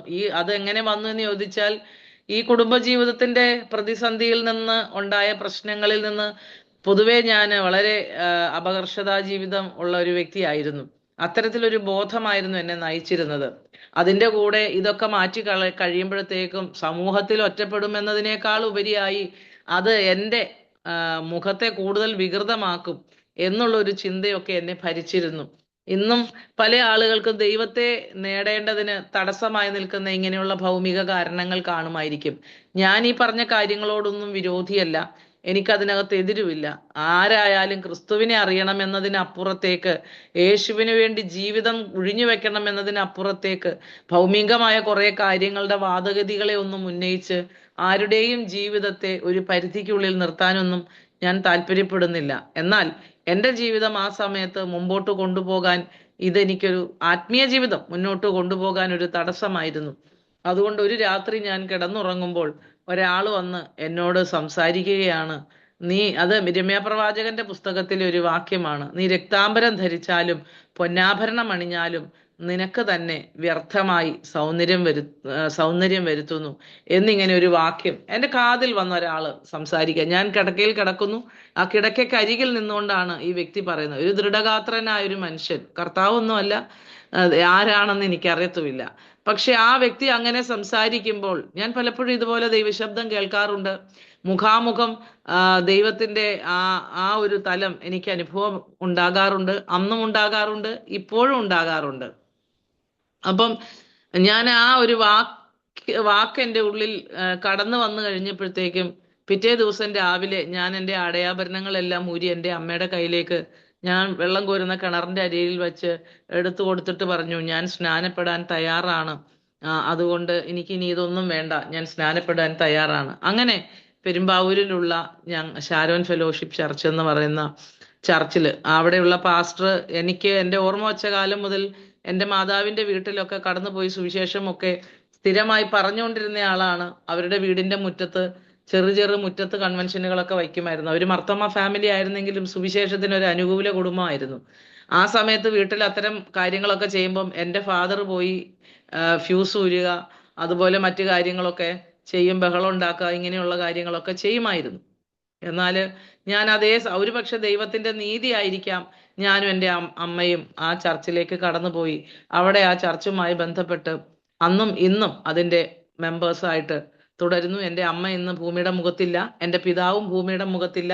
രണ്ടാളും ലോകത്തിൽ നിന്ന് മാറ്റപ്പെട്ടു. എൻ്റെ മാതാവ് ഇന്ന് കർത്തൃസന്നിധിയിൽ വിശ്രമിക്കുന്നു. പിതാവിന്റെ കാര്യത്തിൽ എനിക്ക് ഉറപ്പ് പറയാൻ കഴിയാത്തത് കൊണ്ട് ഞാൻ മാതാവിന്റെ കാര്യം മാത്രം എടുത്തു പറയാനിടയായി തീർന്നത്.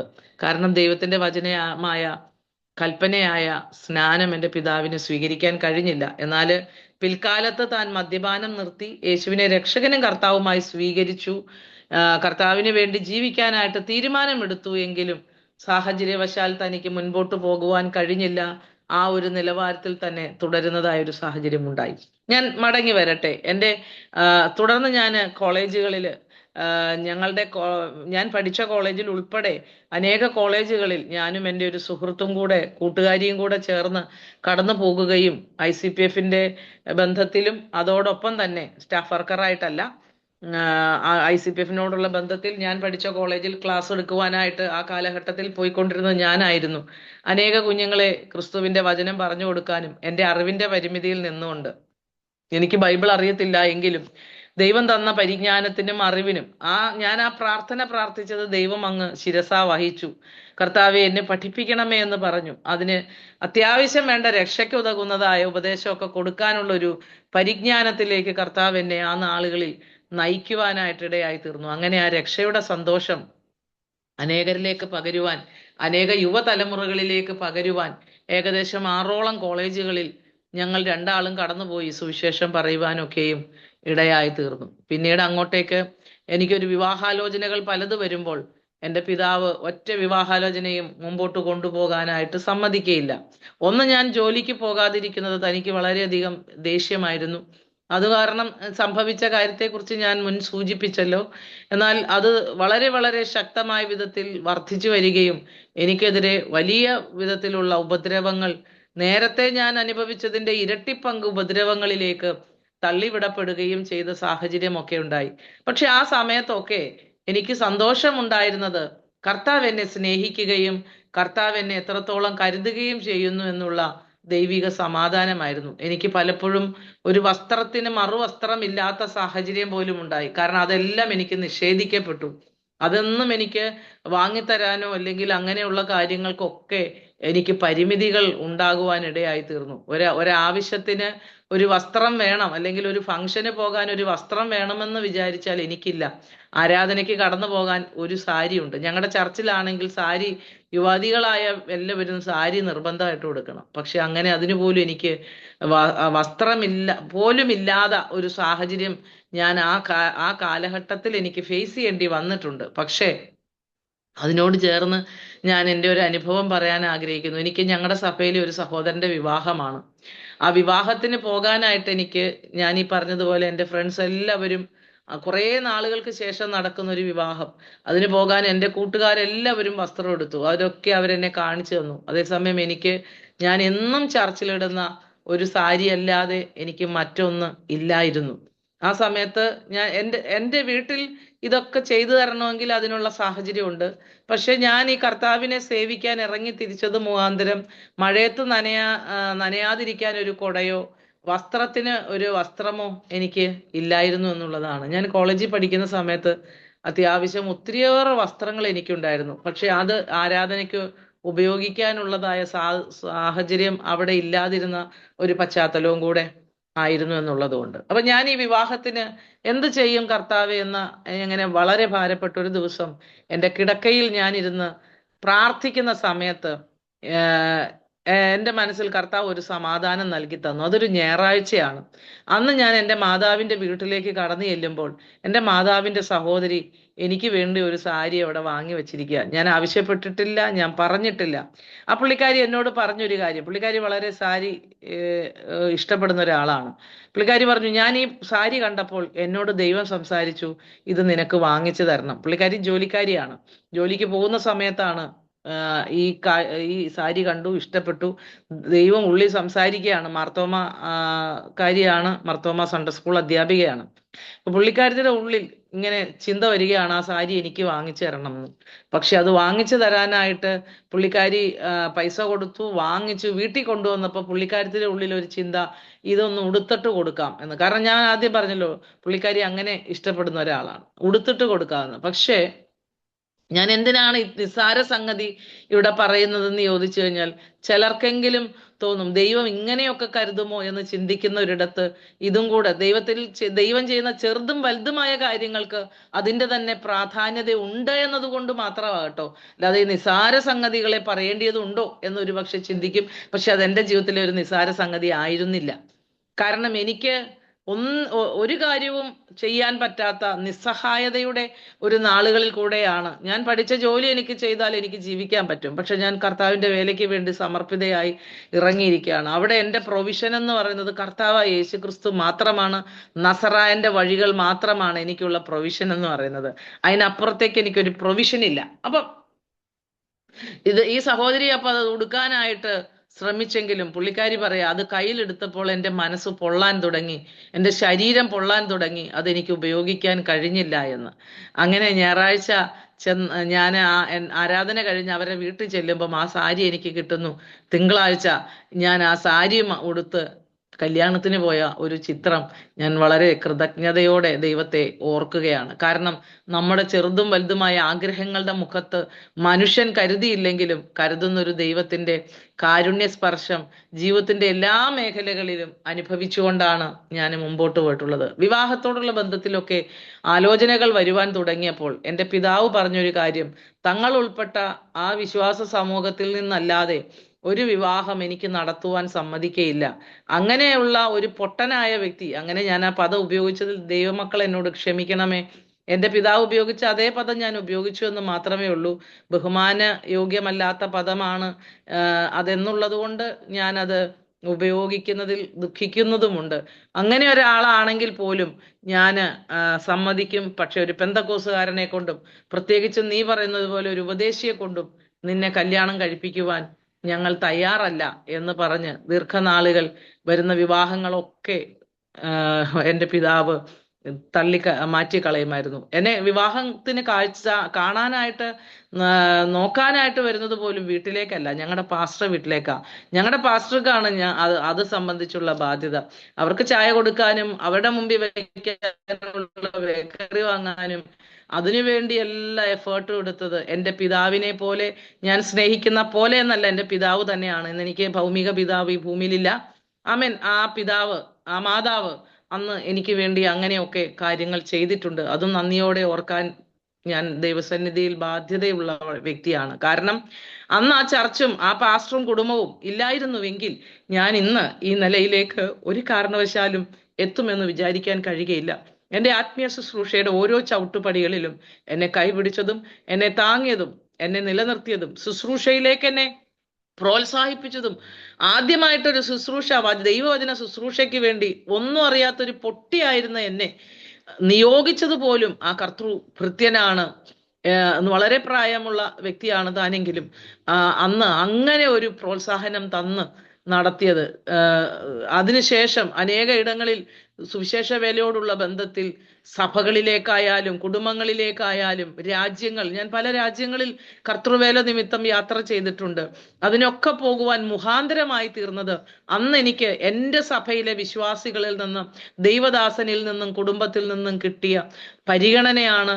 സ്വന്തം മകളെ പോലെ തന്നെ, അവർക്ക് 4 മക്കളുണ്ട്, ആ 4 മക്കളിൽ 5ാമത്തെ ഒരാളായി കരുതിക്കൊണ്ട് എന്നോട് കാണിച്ച ആദരവും സ്നേഹവുമാണ് എന്നും ഞാൻ ഇത്യാദി വാക്കുകളിലൂടെ ഓർക്കുകയാണ്. പ്രിയരെ, ദൈവം നമ്മെ സ്നേഹിക്കുന്നുവെങ്കിൽ നമുക്ക് വേണ്ടി കരുതുവാൻ കർത്താവ് ചില സാഹചര്യങ്ങളെ ആക്കി വെക്കും. പൗലോസിനെ കൊന്നുകളയുവാനായിട്ട് ശ്രമിച്ചപ്പോൾ നമുക്കറിയാം, കൊട്ടയിലാക്കി കിളിവാതിലിലൂടെ ഇറക്കി വിടുന്ന ഒരു കാഴ്ച നമുക്ക് കാണാൻ കഴിയുന്നില്ലേ? ഇതൊക്കെ ഒരു ദൈവ പൈതലിന്റെ ജീവിതത്തിൽ ദൈവം എപ്പോഴും ചെയ്യുന്ന നല്ല നല്ല കാര്യങ്ങളാണ്. ഞാൻ മടങ്ങി വരട്ടെ. വിവാഹവും കഴിഞ്ഞു. അതിന് വളരെ പ്രതിസന്ധികൾ ഉണ്ടായിരുന്നു. അത് കഴിഞ്ഞും ഞങ്ങൾക്ക് ഒത്തിരിയേറെ പ്രതിസന്ധികൾ എൻ്റെ ഭവനത്തിൽ നിന്ന്, പിതാവിൽ നിന്നൊക്കെ ഏൽക്കേണ്ടി വന്നിട്ടുണ്ട്. എന്നാൽ എൻ്റെ പിതാവ് മദ്യപാനി അല്ലെങ്കിൽ അദ്ദേഹം വളരെ സ്നേഹസമ്പന്നനാണ് താനും, നല്ല മനുഷ്യനുമാണ്. പക്ഷെ എപ്പോൾ മദ്യം തന്നെ ബാധിക്കുന്നു ആ സമയം തുടങ്ങി താൻ ഒരു മൃഗമായി എല്ലാ അർത്ഥത്തിലും മാറുമായിരുന്ന ഒരു സാഹചര്യമായിരുന്നു ഉണ്ടായിരുന്നത് എന്ന് വേദനയോടുകൂടി അല്ലാതെ പറയുവാനായിട്ട് കഴിയുകയില്ല. എൻ്റെ പിതാവ് രക്ഷിക്കപ്പെട്ടു, സ്നാനപ്പെടുവാനായിട്ട് തീരുമാനമെടുത്തെങ്കിലും ഞാൻ ആദ്യം സൂചിപ്പിച്ചതുപോലെ എൻ്റെ വല്യമ്മച്ചി ഭൂമിയുടെ മുഖത്ത് ജീവിച്ചിരിക്കുന്നത് മുഖാന്തരം അതിന് തയ്യാറാവാൻ സാധിക്കത്തില്ല എന്ന് പറഞ്ഞൊരു സാഹചര്യം ഉണ്ടായി. അപ്പൊ എൻ്റെ പിതാവ് പറഞ്ഞു, മാതാവിന്റെ കാലശേഷമാകട്ടെ ഞാൻ സ്നാനപ്പെടാം എന്ന്. പക്ഷേ എൻ്റെ വല്യമ്മച്ചി എൻ്റെ പിതാവ് മരിച്ച് 4 വർഷങ്ങൾക്ക് ശേഷമാണ് ഈ ഭൂമിയിൽ നിന്ന് മാറ്റപ്പെടുന്നത്. നാം ദൈവസന്നിധിയിൽ, കാരണം അദ്ദേഹം അങ്ങനെ തീരുമാനം എടുത്തു. ആ തീരുമാനത്തിൽ നിന്ന് പിന്മാറി ഒരു 6 മാസം കഴിഞ്ഞപ്പോൾ പെട്ടെന്ന് തനിക്ക് ഒരു അറ്റാക്ക് ഉണ്ടായി.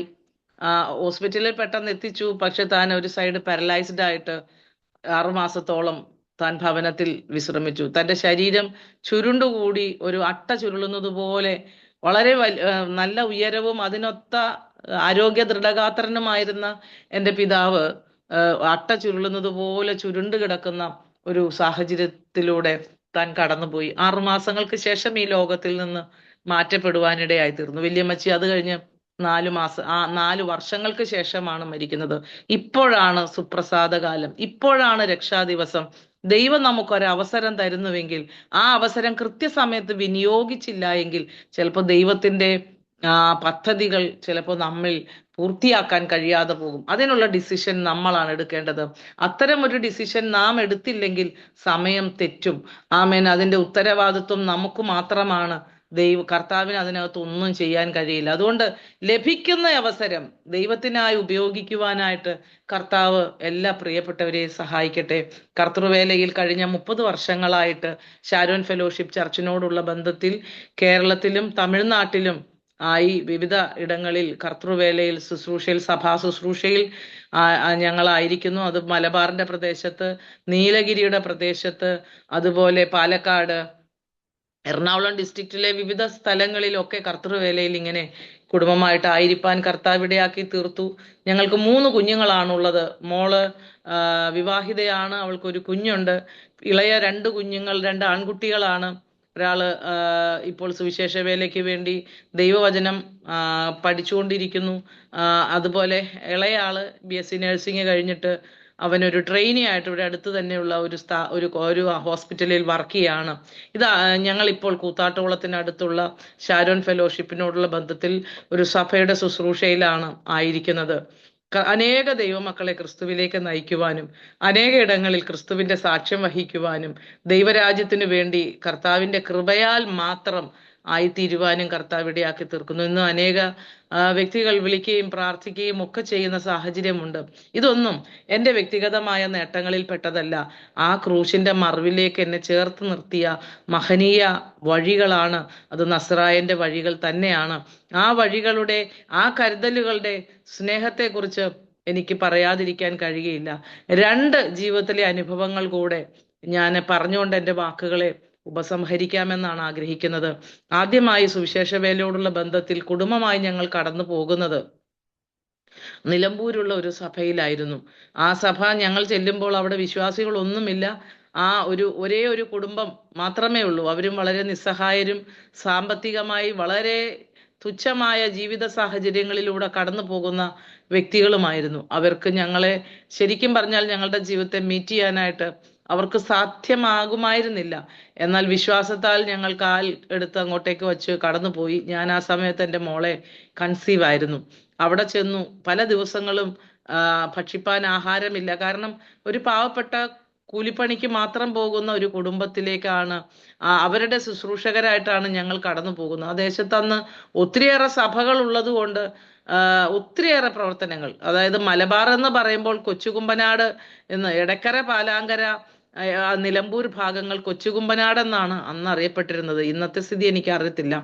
എന്നാൽ അവിടെ ചെന്നു ഒരു ദിവസം എനിക്ക് കോഴിക്കോടുള്ള ഷാരോൺ ചർച്ചിലെ ഒരു 7 ദിവസത്തെ ഉപവാസ പ്രാർത്ഥന, അതിൻ്റെ അകത്ത് വചനം സംസാരിക്കുവാനും അവിടെയുള്ള ഒരു വൈകിട്ട് കൺവെൻഷന് പ്രസംഗിക്കുവാനും വേണ്ടി ഒരു കോളിങ് കിട്ടി. പക്ഷെ പോകാനായിട്ട് ഈ പറഞ്ഞ സ്ഥലത്ത് നിന്ന് അവിടം വരെ എത്തുവാൻ ഞങ്ങൾക്ക് ഇരുവർക്കുമായിട്ട് 100 രൂപയിൽ താഴെ വണ്ടിക്കൂലി വേണം. ഞങ്ങളുടെ കയ്യിലില്ല, പോകുവാനായിട്ട് മാർഗമില്ല. മാത്രമല്ല ആ 3 ദിവസം ഞങ്ങൾക്ക് ആഹാരവുമില്ല. വീട്ടില് ഭക്ഷണമില്ലാതെ ഞങ്ങൾ അവിടെ ആയിരിക്കുകയാണ്. എൻ്റെ വീട്ടിൽ എൻ്റെ അമ്മോട് പറഞ്ഞാൽ, എൻ്റെ പിതാവിനോട് പറഞ്ഞാൽ എല്ലാ വേണ്ടുന്ന സൗകര്യങ്ങളും ഭവനത്തിന്റെ അകത്ത് എത്തിച്ചു തരും. പക്ഷെ ആദ്യകാലങ്ങളിൽ എൻ്റെ പിതാവ് പറയുമായിരുന്നു, നീ പെന്തക്കോസ് ഉപദേശിയെ കെട്ടാൻ തീരുമാനിച്ചത് മുതൽ ഞാൻ തീരുമാനിച്ചിട്ടുണ്ട്, നീ തെണ്ടി എൻ്റെ വീട്ടിൽ വന്നാൽ പോലും നിന്നെ വീടിന്റെ അകത്ത് കയറ്റുകയോ ഞാൻ നിനക്ക് വേണ്ടുന്ന ഒരു കാര്യം ചെയ്യുകയില്ല എന്ന് പറഞ്ഞ ആ വാക്കുകളുടെ നിമിത്തം ഞാൻ പലപ്പോഴും ദൈവത്തിലല്ലാതെ മനുഷ്യരിൽ ആ സമയത്ത് ആശ്രയിച്ചിട്ടില്ല. ദൈവത്തിൽ മാത്രമേ ആശ്രയിക്കുകയുള്ളൂ. ഒരു ഗ്ലാസ് പച്ചവെള്ളം കിട്ടണമെങ്കിൽ പോലും ദൈവത്തിൽ ആശ്രയിക്കണമെന്നൊരു തീരുമാനം, അത് ഞാൻ പഠിച്ചതും ഞങ്ങളുടെ ചർച്ചിലെ പാസ്റ്ററുടെയും കുടുംബത്തിന്റെയും ജീവിത ശൈലിയിൽ നിന്നാണ്. അവരാണ് ഞങ്ങൾക്ക് മാതൃക ആ വിധത്തിൽ കാണിച്ചു തന്നിട്ടുള്ളത്. അപ്പം അങ്ങനെ ഒരു തീരുമാനമായിരുന്നത് കൊണ്ട് ആ വീടിന്റെ അകത്ത് 3 ദിവസമായി ഞാൻ മോളെ ഫീഡ് ചെയ്യുന്നുണ്ട്. എന്നിട്ട് പോലും ഉപവാസമല്ല, ഞങ്ങൾ ഉപവസിക്കാറുണ്ട്. 21 ദിവസവും 40 ദിവസവും ഒക്കെ ഉപവാസം എടുക്കുന്നവരാണ്. പക്ഷെ ആ ദിവസങ്ങളിൽ ഞാൻ പറഞ്ഞല്ലോ, എൻ്റെ കുഞ്ഞ് ജനിച്ച ദിവസങ്ങളാണ്. അവളെ ഫീഡ് ചെയ്യുന്നുണ്ട്. പക്ഷെ ആ ദിവസങ്ങളിൽ ഭക്ഷണമില്ല. എനിക്ക് ഈ പറഞ്ഞ മീറ്റിങ്ങിന് പോകണമെന്ന് ആഗ്രഹമുണ്ട്. ദൈവമായിട്ട് ഒരുക്കിയ മീറ്റിംഗ് ആണ്. അവിടെ പോയി സംസാരിക്കാൻ അവസരമുണ്ട്, കർത്താവിനെ ഉയർത്താൻ അവസരമുണ്ട്. കോഴിക്കോട് പട്ടണത്തിലാണ്. പക്ഷെ പോകുവാൻ ഒരു നിർവാഹവുമില്ല. പ്രാർത്ഥിച്ചുകൊണ്ടിരിക്കുമ്പോൾ ജീവിതത്തിൽ ആദ്യമായിട്ട് അവസാനമായിട്ടും ഒരു മണി ഓർഡർ അന്ന് വന്നു. 100 രൂപയുടെ ഒരു മണി ഓർഡർ. ഒരു ദൈവദാസൻ പുറത്ത് ശുശ്രൂഷയ്ക്ക് പോയതിന്റെ ഒരു പങ്ക് ഞങ്ങൾക്കായിട്ട് അയച്ചു തന്നതാണ്. ഞങ്ങളുടെ അഡ്രസ്സിലേക്ക് വന്നു. ഒരു വേള ഞങ്ങളുടെ ചർച്ചിൽ നിന്നായിരിക്കും ആ അഡ്രസ്സ് കളക്ട് ചെയ്തത്. ആ 100 രൂപ കൊണ്ട് ഞങ്ങൾ കോഴിക്കോട് ചെന്ന് കർത്താവിന്റെ സന്നിധിയിൽ ആ ഉപവാസ പ്രാർത്ഥനയിൽ പങ്കെടുക്കാൻ അവിടെ ചെന്നിരിക്കുമ്പോൾ 85 രൂപ വണ്ടിക്കൂലി കഴിഞ്ഞ് മോൾക്ക് ഒരു ബോട്ടിൽ പാലും വാങ്ങിച്ച് ബാക്കി ഒന്നും കൈവശമില്ലാതെ അവിടെ ചെന്നിരിക്കുമ്പോൾ ഞങ്ങൾ അവിടെ ഒരു ദൈവദാസൻ പ്രസംഗിക്കുകയാണ്. അദ്ദേഹം പറയുന്നു, നീ 3 ദിവസം ആഹാരമില്ലാതെ പട്ടിണി കിടന്നെങ്കിൽ നിന്റെ ഹൃദയത്തിലുള്ളത് അറിയാൻ വേണ്ടിയാണ്. ഈ വാക്യം ആവർത്തന പുസ്തകം 8-ാം അധ്യായത്തിലെ വാക്യമാണ്. നിങ്ങളുടെ ഹൃദയത്തിൽ ഇരിക്കുന്നത് അറിയേണ്ടതിന് ഞങ്ങൾ നിന്നെ മരുഭൂമിയിൽ 40 സംവത്സരം നടത്തി എന്ന വചനം എടുത്തുകൊണ്ട് അദ്ദേഹം സംസാരിക്കുകയായിരുന്നു. ഞങ്ങൾ ഇരുവരും കരഞ്ഞു. അവിടെ നിന്ന് ഞങ്ങൾ മടങ്ങിപ്പോരുമ്പോൾ കർത്താവ് ഞങ്ങൾക്ക് വേണ്ടുന്ന വസ്ത്രം, ഞങ്ങൾക്ക് വേണ്ടുന്ന ആഹാരത്തിനുള്ളതായ ക്രമീകരണങ്ങൾ എല്ലാം നൽകി തന്നു. ഞാനിത് ദൈവം നമുക്ക് ഭൗമികത നൽകുന്നു എന്ന് പറഞ്ഞ് നിങ്ങളെ അറിയിക്കാൻ വേണ്ടിയല്ല. കരുതുന്ന ദൈവത്തിൽ ആശ്രയിക്കുന്നുവെങ്കിൽ അവൻ നമ്മളെ നടത്തുന്ന അവന്റെ വിശുദ്ധ വഴികളെ കുറിച്ച് ബോധ്യമാക്കുവാൻ വേണ്ടി മാത്രം പറഞ്ഞ വാക്കുകളാണ്. കാരണം എന്നെ സംബന്ധിച്ചിടത്തോളം അന്നും ഇന്നും ഞാൻ ഭൗമിക സാഹചര്യങ്ങളുടെ മെച്ചം ആഗ്രഹിക്കുന്ന തലമൊന്നുമില്ല. നന്നായി കർത്താവ് നടത്തിയാൽ ഓക്കെ, അതിൻ്റെ കൂടെ നടക്കാം. പക്ഷേ ദൈവം തരുന്ന എല്ലാ നന്മയിലും മറ്റുള്ളവർക്കും അർഹതയുണ്ടെന്നും അത് മറ്റുള്ളവർക്ക് പങ്കുവെക്കണമെന്നുമുള്ള മനോഭാവം അന്നും ഇന്നും ഹൃദയത്തിന്റെ അകത്ത് സൂക്ഷിക്കാനായിട്ട് ഞാൻ വ്യഗ്രത കൊള്ളുന്ന ഒരാൾ കൂടിയാണ്. അതുകൊണ്ട് കർത്താവ് എന്നെ ഭരമേൽപ്പിച്ച പലയിടങ്ങളിലും കടന്നുപോയ സാഹചര്യങ്ങളിലൊക്കെ കർത്താവ് എൻ്റെ കയ്യിൽ നന്മ തന്നിരുന്നു. ആ തന്ന നന്മകളൊക്കെ അനേക പ്രിയപ്പെട്ടവർക്കും ദൈവദാസന്മാർക്കും കുഞ്ഞുങ്ങൾക്കും പ്രിയപ്പെട്ടവർക്കും ഒക്കെ ആയിട്ട് പഠിക്കുന്ന കുഞ്ഞുങ്ങൾക്ക് വേണ്ടി അങ്ങനെയൊക്കെ പങ്കുവെക്കാൻ, അത് വലം കൈ ചെയ്യുന്നത് ഇടം കൈ അറിയാത്ത വിധത്തിൽ തന്നെ ചെയ്യുവാനായിട്ട് അന്നൊക്കെയും കർത്താവ് സഹായിച്ചു. എൻ്റെയും ജീവിതത്തിൽ കർത്താവ് അത്തരം മുഖാന്തരങ്ങളും വഴികളും ഇന്നീ നാഴിയോളം തുറന്നു തരുന്നതിനായിട്ട് ഞാൻ ദൈവത്തിന് സ്തോത്രം ചെയ്യുകയാണ്. ഇതൊരനുഭവമാണ്. തിരിച്ച് മലബാറിന്റെ ഭാഗങ്ങളിൽ നിന്ന് തമിഴ്നാട്ടിലേക്കൊക്കെ കടന്നുപോയി അവിടുത്തെ വേലയെല്ലാം കഴിഞ്ഞ് തിരിച്ച് നാട്ടിലേക്ക് വരുമ്പോൾ തിരുവാണിയൂർ എന്ന് പറയുന്ന സ്ഥലത്ത് ഞങ്ങൾ വന്നു. അവിടെയും ചില പ്രത്യേക സാഹചര്യത്തിൽ ആ സഭയിലും വിശ്വാസികളില്ലായിരുന്നു. ഞങ്ങൾ വരുന്നതിന് മുമ്പ് ഉണ്ടായിരുന്നു എന്ന് പറയപ്പെടുന്നു, പക്ഷെ പ്രത്യേക സാഹചര്യത്തിൽ അവിടെ വിശ്വാസികളില്ല. ഇതേ സാഹചര്യം വീണ്ടും ഞങ്ങൾക്ക് ഉണ്ടാകുവാനിടയായി തീർന്നു. അന്നും സംഭവിച്ചത് ഇതിൽ നിന്നൊക്കെയൊക്കെയും വളരെ വ്യത്യസ്തമായൊരു കാര്യമാണ്. ഒരു 3 ദിവസമായി അമ്മ 3 കുഞ്ഞുങ്ങളും ഉണ്ട്. ആ സ്ഥലത്ത് വെച്ചാണ് എൻ്റെ ഇളയ മകൻ, ഇന്ന് അവന് 23 വയസ്സുണ്ട്, അവനൊരു BSc നഴ്സാണ്. ആ സ്ഥലത്ത് വെച്ച് ആ കുഞ്ഞുണ്ടായി. അവന് ഒരു 56 തികഞ്ഞിട്ടില്ല. ഇതേപോലെ ഒരു 3 ദിവസം ഞങ്ങൾ ആഹാരമില്ലാതെ ആ വീടിന്റെ ഉള്ളിൽ, ഞങ്ങളുടെ തൊട്ടടുത്ത് വിശ്വാസിയുണ്ട്, അവരെ അറിയിച്ചിട്ടില്ല. ചെന്നാൽ എനിക്ക് അവിടെ വച്ചിരിക്കുന്ന സാധനം പാത്രത്തിൽ വിളമ്പിയിട്ട് കൊണ്ടുപോരുവാനുള്ള സ്വാതന്ത്ര്യമുണ്ട്. അത്ര സ്വാതന്ത്ര്യമുള്ള ഒറ്റയ്ക്ക് വിശ്വാസത്തിൽ വന്നൊരു സഹോദരിയാണ്. ഇന്നും അവരെന്റെ ചേച്ചിയെ പോലെ ഒരു കുടുംബമായിട്ട് ഞങ്ങൾ ജീവിക്കുന്നവരുമാണ്. അപ്പം അവിടെ ചെന്ന് എനിക്ക് അങ്ങനെ കോരിയിട്ടുകൊണ്ട് പോരാനുള്ള സാഹചര്യമുണ്ട്. പക്ഷേ ഞങ്ങൾ ആ വീട്ടിലില്ല എന്നാണ് അവർ വിചാരിച്ചത്. ഹോളിൽ കയറി കതകടച്ച് ഞങ്ങൾ 3 പേരും, ഞങ്ങളുടെ കുഞ്ഞുങ്ങൾ 3 ഞങ്ങളുമായിട്ട് 3 ദിനരാത്രങ്ങൾ അതിൻ്റെ അകത്ത് കഴിച്ചു. അവസാനത്തെ ദിവസം ഒരു 2 മണിയായപ്പോൾ ഒരു പെൺകുട്ടി വന്ന് ഞങ്ങളുടെ ഡോറിൽ മുട്ടിയിട്ട് ഞാൻ കതക് തുറന്ന് ചെന്ന് ഈ ചർച്ചിന്റെ ഡോർ തുറന്ന് പുറത്ത് ചെല്ലുമ്പം അവര് ആ പെൺകുട്ടി ഒരു 10-18 വയസ്സ് പ്രായം കാണും, ഒരു നാടോടി പെണ്ണ. അവള് വന്ന് പറഞ്ഞു, എനിക്ക് ഇത്തിരി ചോറ് തരണം. ഞാൻ പറഞ്ഞു, മോളെ ഇവിടെ ചോറില്ല. അപ്പൊ ഞാൻ എൻ്റെ വിശ്വാസി ചേച്ചിയുടെ വീടും അവരുടെ സഹോദരിയുടെ വീടും ഒക്കെ ചൂണ്ടിക്കാണിച്ചിട്ട് പറഞ്ഞു, കുഞ്ഞെ, അവള് തമിഴിലാണ് പറയുന്നത്, എനിക്ക് തമിഴ് നന്നായിട്ട് അറിയാം. അവളോട് ഞാൻ ആ കാര്യങ്ങൾ പറഞ്ഞു കഴിഞ്ഞപ്പോൾ അവൾ പറഞ്ഞു, എനിക്ക് ഇവിടത്തെ ചോറ് മാത്രം മതി. അപ്പൊ ഞങ്ങളുടെ ചർച്ച് നല്ല ചർച്ചാണ്, നല്ല കെട്ടിടമാണ്. അത് നോക്കിയിട്ട് പറഞ്ഞു, ഇത്രയും വലിയ വീട്ടിൽ ആഹാരമില്ല എന്ന് പറഞ്ഞാൽ ഞാൻ വിശ്വസിക്കയില്ല എന്ന് അവൾ പറഞ്ഞു. പക്ഷെ അവളോട് ഞാൻ ആകുന്ന പറഞ്ഞു. എന്നാൽ എൻ്റെ ഹസ്ബൻഡിനെ ഞാൻ വിളിച്ചു കൊണ്ടുവന്നപ്പം ഹസ്ബൻഡ് പറഞ്ഞു, ഒരു കാര്യം ചെയ്യാം, അവൾ പോകുന്നില്ലല്ലോ, നീ അവൾക്ക് എന്തെങ്കിലും ഒരു ഡ്രസ്സ് എടുത്തു കൊടുക്കും. ഈ നാടോടികളൊക്കെ ഡ്രസ്സ് കൊടുത്താൽ പോകും, അതെടുത്ത് കൊടുക്കാൻ പറഞ്ഞു. ഞാൻ എൻ്റെ വീട്ടിൽ എൻ്റെ ഒരു ഫ്രണ്ട് എൻ്റെ ഡെലിവറിയോടുള്ള ബന്ധത്തിൽ വാങ്ങിച്ചു തന്ന ഒരു പുതിയ ഒരു നൈറ്റി തന്നെ എടുത്തു അവളുടെ കൈ കൊണ്ട് കൊടുത്തു. ഞാൻ അകത്തേക്ക് പോകുന്നത് കണ്ട് മുൻപിൽ നിൽക്കുന്ന ഒരു വാഴയുടെ ഇല അവൾ കീറിക്കൊണ്ട് ഫ്രണ്ടിൽ വന്നു നിന്നു. ഞാൻ ഇതുകൊണ്ട് അവളുടെ കൈ കൊടുക്കുമ്പം അവൾ അതും ആ വാഴയിലയും കൂടെ വലിച്ച് എൻ്റെ മുഖത്തേക്ക് എന്നതുപോലെ നിലത്തേക്ക് എറിഞ്ഞു. എന്നിട്ട് അവള് അവിടുന്ന് പെട്ടെന്ന് ഇറങ്ങി അങ്ങ് പോയി. റോഡും ഞങ്ങൾ താമസിക്കുന്ന ആ പാഴ്സനേജും തമ്മിൽ 50 മീറ്ററിന്റെ പോലും വ്യത്യാസമില്ല. മെയിൻ റോഡാണ്, പിറവം തിരുവാണിയൂർ പിറവം റോഡാണ്, അത് തൃപ്പൂണിത്തുറ പിറവം റോഡാണ്. ആ 50 മീറ്റർ പോലും വ്യത്യാസമില്ല. ഞങ്ങൾ പുറകെ പോയി ആ കൊച്ച് എങ്ങോട്ട് പോയെന്ന് നോക്കിയിട്ട് പിന്നെ അവളെ കണ്ടേയില്ല. അതാരായിരുന്നു എന്നോ എന്തായിരുന്നു എന്നോ ഇന്നും എനിക്കറിയില്ല.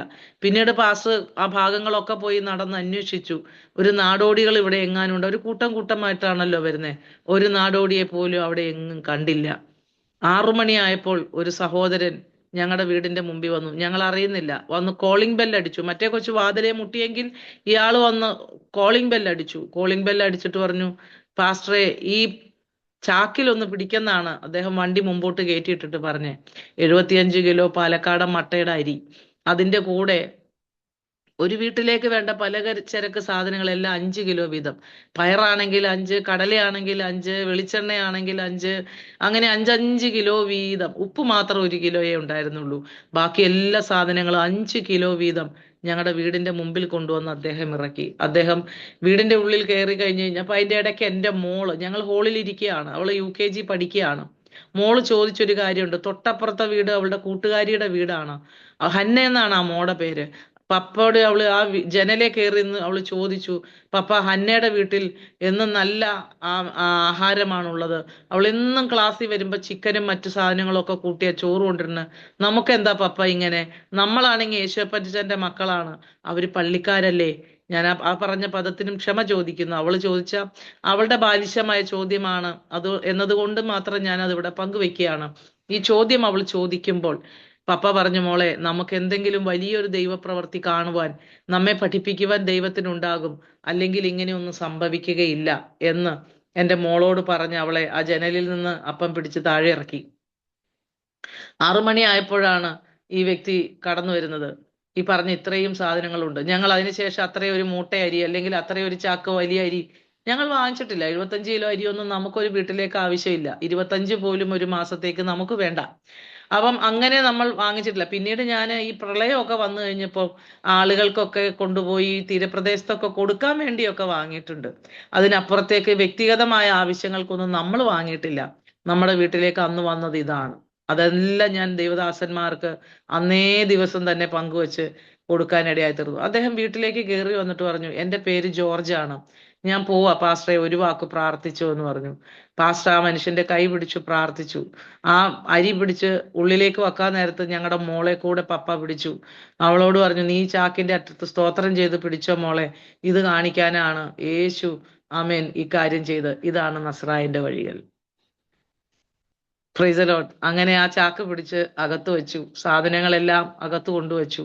ഞങ്ങളുടെ വിശ്വാസികൾ ഉൾപ്പെടെയുള്ള ആളുകൾക്കും അനേക ദൈവദാസന്മാർക്കും അതിനകത്തുനിന്ന് പങ്കുവയ്ക്കുവാൻ കർത്താവ് അന്ന് സഹായിച്ചു. ദൈവത്തിന്റെ വഴി അപ്രമാദിതമായ വഴികളാണ്.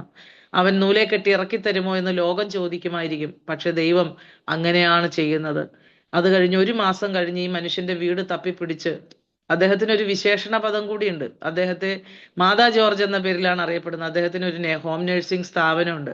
ഞാൻ എത്ര ക്ലാരിറ്റിയോടുകൂടി എന്തിനാണ് ഇത് പറയുന്നതെന്ന് വെച്ചാൽ, ഒരു വേള ആളുകൾ ചിന്തിക്കും ഈ പറയുന്നതൊക്കെ വ്യാജമാണെന്ന്. അത് വരാതിരിക്കാൻ വേണ്ടിയാണ്. ഒരു വേള ഞങ്ങളുടെ നാട്ടിലുള്ളവർക്കെങ്കിലും മാതാ ജോർജിനെ അറിയാം, അതുകൊണ്ട് ഞാൻ ഇത് പറഞ്ഞെന്നേ ഉള്ളൂ. Price the Lord. അപ്പം ആ ദേവദാസൻ അത് കൊണ്ടു തന്നിട്ട് അദ്ദേഹം പോയി. ഞങ്ങൾ അവിടെ നിന്നും കിലോമീറ്ററുകൾക്ക് അപ്പുറത്തുള്ള അദ്ദേഹത്തിന്റെ വീട് തിരക്കി ഒരു ദിവസം കടന്നു ചെന്നു, അദ്ദേഹത്തോട് സംസാരിച്ചു. അപ്പൊ പറഞ്ഞൊരു കാര്യമുണ്ട്. തലേ രാത്രിയിൽ അദ്ദേഹം ഈ സഭയിൽ ആരാധന കൂടിക്കൊണ്ടിരുന്നതാണ്. വീട് വെച്ച് മാറിക്കഴിഞ്ഞപ്പോൾ കുറച്ച് ദൂരെ ആയതുകൊണ്ട് മറ്റൊരു സഭയിലേക്ക് മാറിപ്പോയ വ്യക്തിയാണ്. അദ്ദേഹത്തോട് അന്ന് രാത്രി ദൈവാത്മാവ് സംസാരിച്ചു അത്രേ, ഈ തിരുവാണിയൂരുള്ള ഷാരോനിലുള്ള ദൈവദാസന് ഇങ്ങനെ സാധനങ്ങൾ വാങ്ങിച്ചു കൊണ്ട് കൊടുക്കണം. കർത്താവ് തന്നെ ഒരു ലിസ്റ്റും കൊടുത്തു.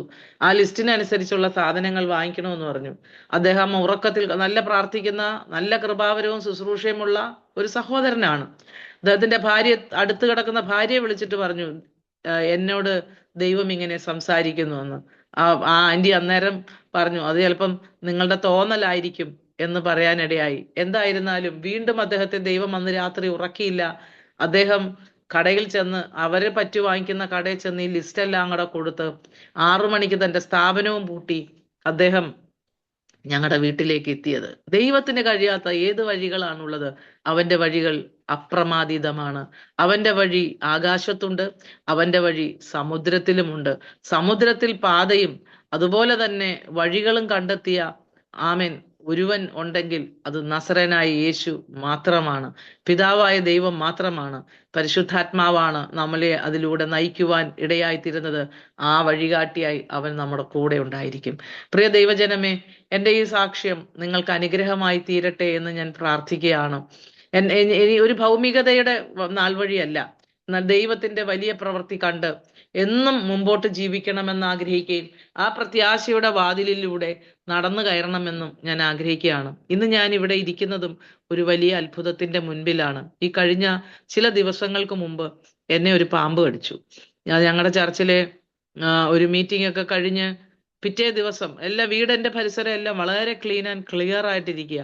ഞാൻ രാത്രി ഒരു 8 മണിക്ക് ഞങ്ങളുടെ ചർച്ചിന്റെ ബാക്കില് ഞങ്ങളുടെ പാഴ്സനേജിൽ നിന്ന് നേരെ ബാക്കിലേക്കാണ് ഇറങ്ങി ചെല്ലുന്ന സ്ഥലത്ത് വെച്ച് എന്നെ ഒരു പാമ്പ് കടിക്കാനിടയായി തീർന്നു. അപ്പൊ തന്നെ ആശുപത്രിയിൽ പോയി ചെല്ലുമ്പം വിഷമുള്ള പാമ്പ് തന്നെയാണ്. ഞാൻ ആ പാമ്പിനെ നേരിട്ട് കണ്ടു. അത് കാലിൽ എനിക്ക് വേദന തോന്നിയപ്പോഴാണ് ഞാൻ കാലിലേക്ക് നോക്കുന്നത്. അപ്പൊ പാമ്പ് കടിച്ചിരിക്കുക. തലേ ദിവസം ഒരു തിരുവചനം ഞാൻ സംസാരിച്ചപ്പോൾ പൗലോസ് തീയിൽ പാമ്പിനെ കുടഞ്ഞു കളഞ്ഞ കാര്യമാണ് വചനത്തിലൂടെ സംസാരിച്ചത്. പിറ്റേ ദിവസം എനിക്കത് അനുഭവമായി. ഞാൻ അത് കാലിൽ നിന്ന് കുടഞ്ഞു കളഞ്ഞു. ആ പാമ്പ് ഒരു മാളമല്ല, ഒരു സ്ഥലത്തേക്ക് ചെന്ന് കയറുകയും ചെയ്തു. എൻ്റെ മക്കൾ എന്നെ പെട്ടെന്ന് ഹോസ്പിറ്റലിലേക്ക് കൊണ്ടുപോയി. ഒരു ദിവസത്തെ ഒബ്സർവേഷനും കാര്യങ്ങളും ആന്റിവെനം എടുക്കലും ഒക്കെ ആയിട്ടൊക്കെ കഴിഞ്ഞുപോയി. പക്ഷെ ആ മരണത്തിന്റെ താഴ്വരയിലും കർത്താവ് എൻ്റെ കൂടെ ഇരുന്നു. ജീവനാകട്ടെ മരണമാകട്ടെ ദൈവം നമ്മുടെ കൂടെയുണ്ട്. അതുപോലെ തന്നെ പത്രോസ് അപ്പോസ്തലന്റെ രണ്ടാമത്തെ ലേഖനം 1-ാമത്തെ അധ്യായത്തില് 2-ാമത്തെ അധ്യായം ഇങ്ങനെയാണ് നമ്മൾ വായിക്കുന്നത്: ജീവനും ഭക്തിക്കും വേണ്ട മഹത്വത്താലും വീര്യത്താലും നമ്മെ വിളിച്ചവന്റെ പരിജ്ഞാനത്തിൽ അവന്റെ ദിവ്യശക്തി നമ്മുടെ ജീവനും ഭക്തിക്കും വേണ്ടുന്നതൊക്കെയും നമുക്ക് നൽകി തന്നിരിക്കുന്നു എന്നത്. അപ്പൊ ജീവന് വേണ്ടുന്നത് കർത്താവ് തരും, ഭക്തിക്ക് വേണ്ടത് നമുക്ക് നൽകി തരും, സുരക്ഷിതത്വത്തിന് വേണ്ടി കർത്താവ് നൽകി തരും. ഗായോസിനോടും യോഹന്നാൻ പറയുന്ന ഒരു കാര്യമുണ്ട്: പ്രിയനെ, നീ എപ്പോഴും സുഖമായും ശുഭമായും ഇരിക്കണം എന്നതിനെ കുറിച്ചും. അതേ ദൈവമക്കളെ, എന്നെ കേൾക്കുന്ന ഓരോ പ്രിയപ്പെട്ടവരും ക്രിസ്തുവിന്റെ സ്നേഹത്തിലേക്ക് നയിക്കപ്പെടുവാൻ സാഹചര്യങ്ങളൊന്നും തടസ്സമല്ല. പല തടസ്സങ്ങളെയും നമ്മൾ പറഞ്ഞുകൊണ്ടിരിക്കും. പക്ഷെ ആ തടസ്സങ്ങൾ അത് മാനുഷികമായി നമ്മൾ വയ്ക്കുന്ന കുറെ തടസ്സങ്ങൾ തന്നെ ആയിരിക്കും. അതല്ലെങ്കിൽ ലോകം വയ്ക്കുന്ന തടസ്സമായിരിക്കാം. എന്നാൽ നീ തയ്യാറാണ് മുൻപോട്ട് പോകാനെങ്കിൽ നിന്നെ വഴികാട്ടിയായി കൈപിടിച്ചു നടത്തി ദൈവം ആഗ്രഹിക്കുന്ന പാന്താവിലൂടെ അല്ലെങ്കിൽ ആ വഴിയിലൂടെ കൊണ്ടുവന്നെത്തിച്ച് നസ്രായന്റെ വഴിയിലേക്ക് എത്തിച്ച് നിത്യതയെന്ന ആ സാന്നിധ്യത്തിലേക്ക് കൊണ്ടുപോകുവാൻ, ആ നിത്യഘനം പ്രാപിപ്പാൻ ഇടയായി തീരുവാൻ കർത്താവ് താൻ ഗംഭീരനാദത്തോടും പ്രധാന ദൂതന്റെ ശബ്ദത്തോടും ദൈവത്തിന്റെ കാഹളത്തോടും കൂടെ ഇറങ്ങി വരുമ്പോൾ, അതേ ക്രിസ്തുവിൽ മരിച്ചവർ മുൻപേ ഉയർത്തെഴുന്നേറ്റ് തന്നോട് ചേരുന്നതോടൊപ്പം രൂപാന്തരികളായിരിക്കുന്ന നാം കർത്താവിനെതിരേൽപ്പാൻ മേഘങ്ങളിൽ അവൻ എടുക്കപ്പെടുവാൻ ഇടയായിത്തീരുന്ന പ്രത്യാശ നമുക്ക് ഓരോരുത്തർക്കും ആർജിക്കുവാൻ കർത്താവ് കൃപ നൽകട്ടെ എന്ന് പറഞ്ഞുകൊണ്ട് ഞാൻ എൻ്റെ വാക്കുകളെ ഉപസംഹരിക്കുന്നു.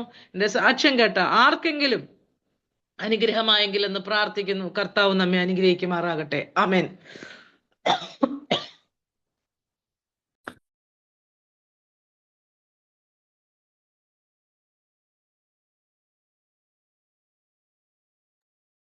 ഒരു വാക്ക് നമുക്ക് പ്രാർത്ഥിക്കാം. പരിശുദ്ധനായ ഞങ്ങളുടെ നല്ല ദൈവമേ, വിശ്വസ്തനായ കർത്താവേ, ഞാൻ സാക്ഷ്യം പറയുവാൻ ഇത്രത്തോളം സമയം കർത്താവ് സഹായിച്ചു.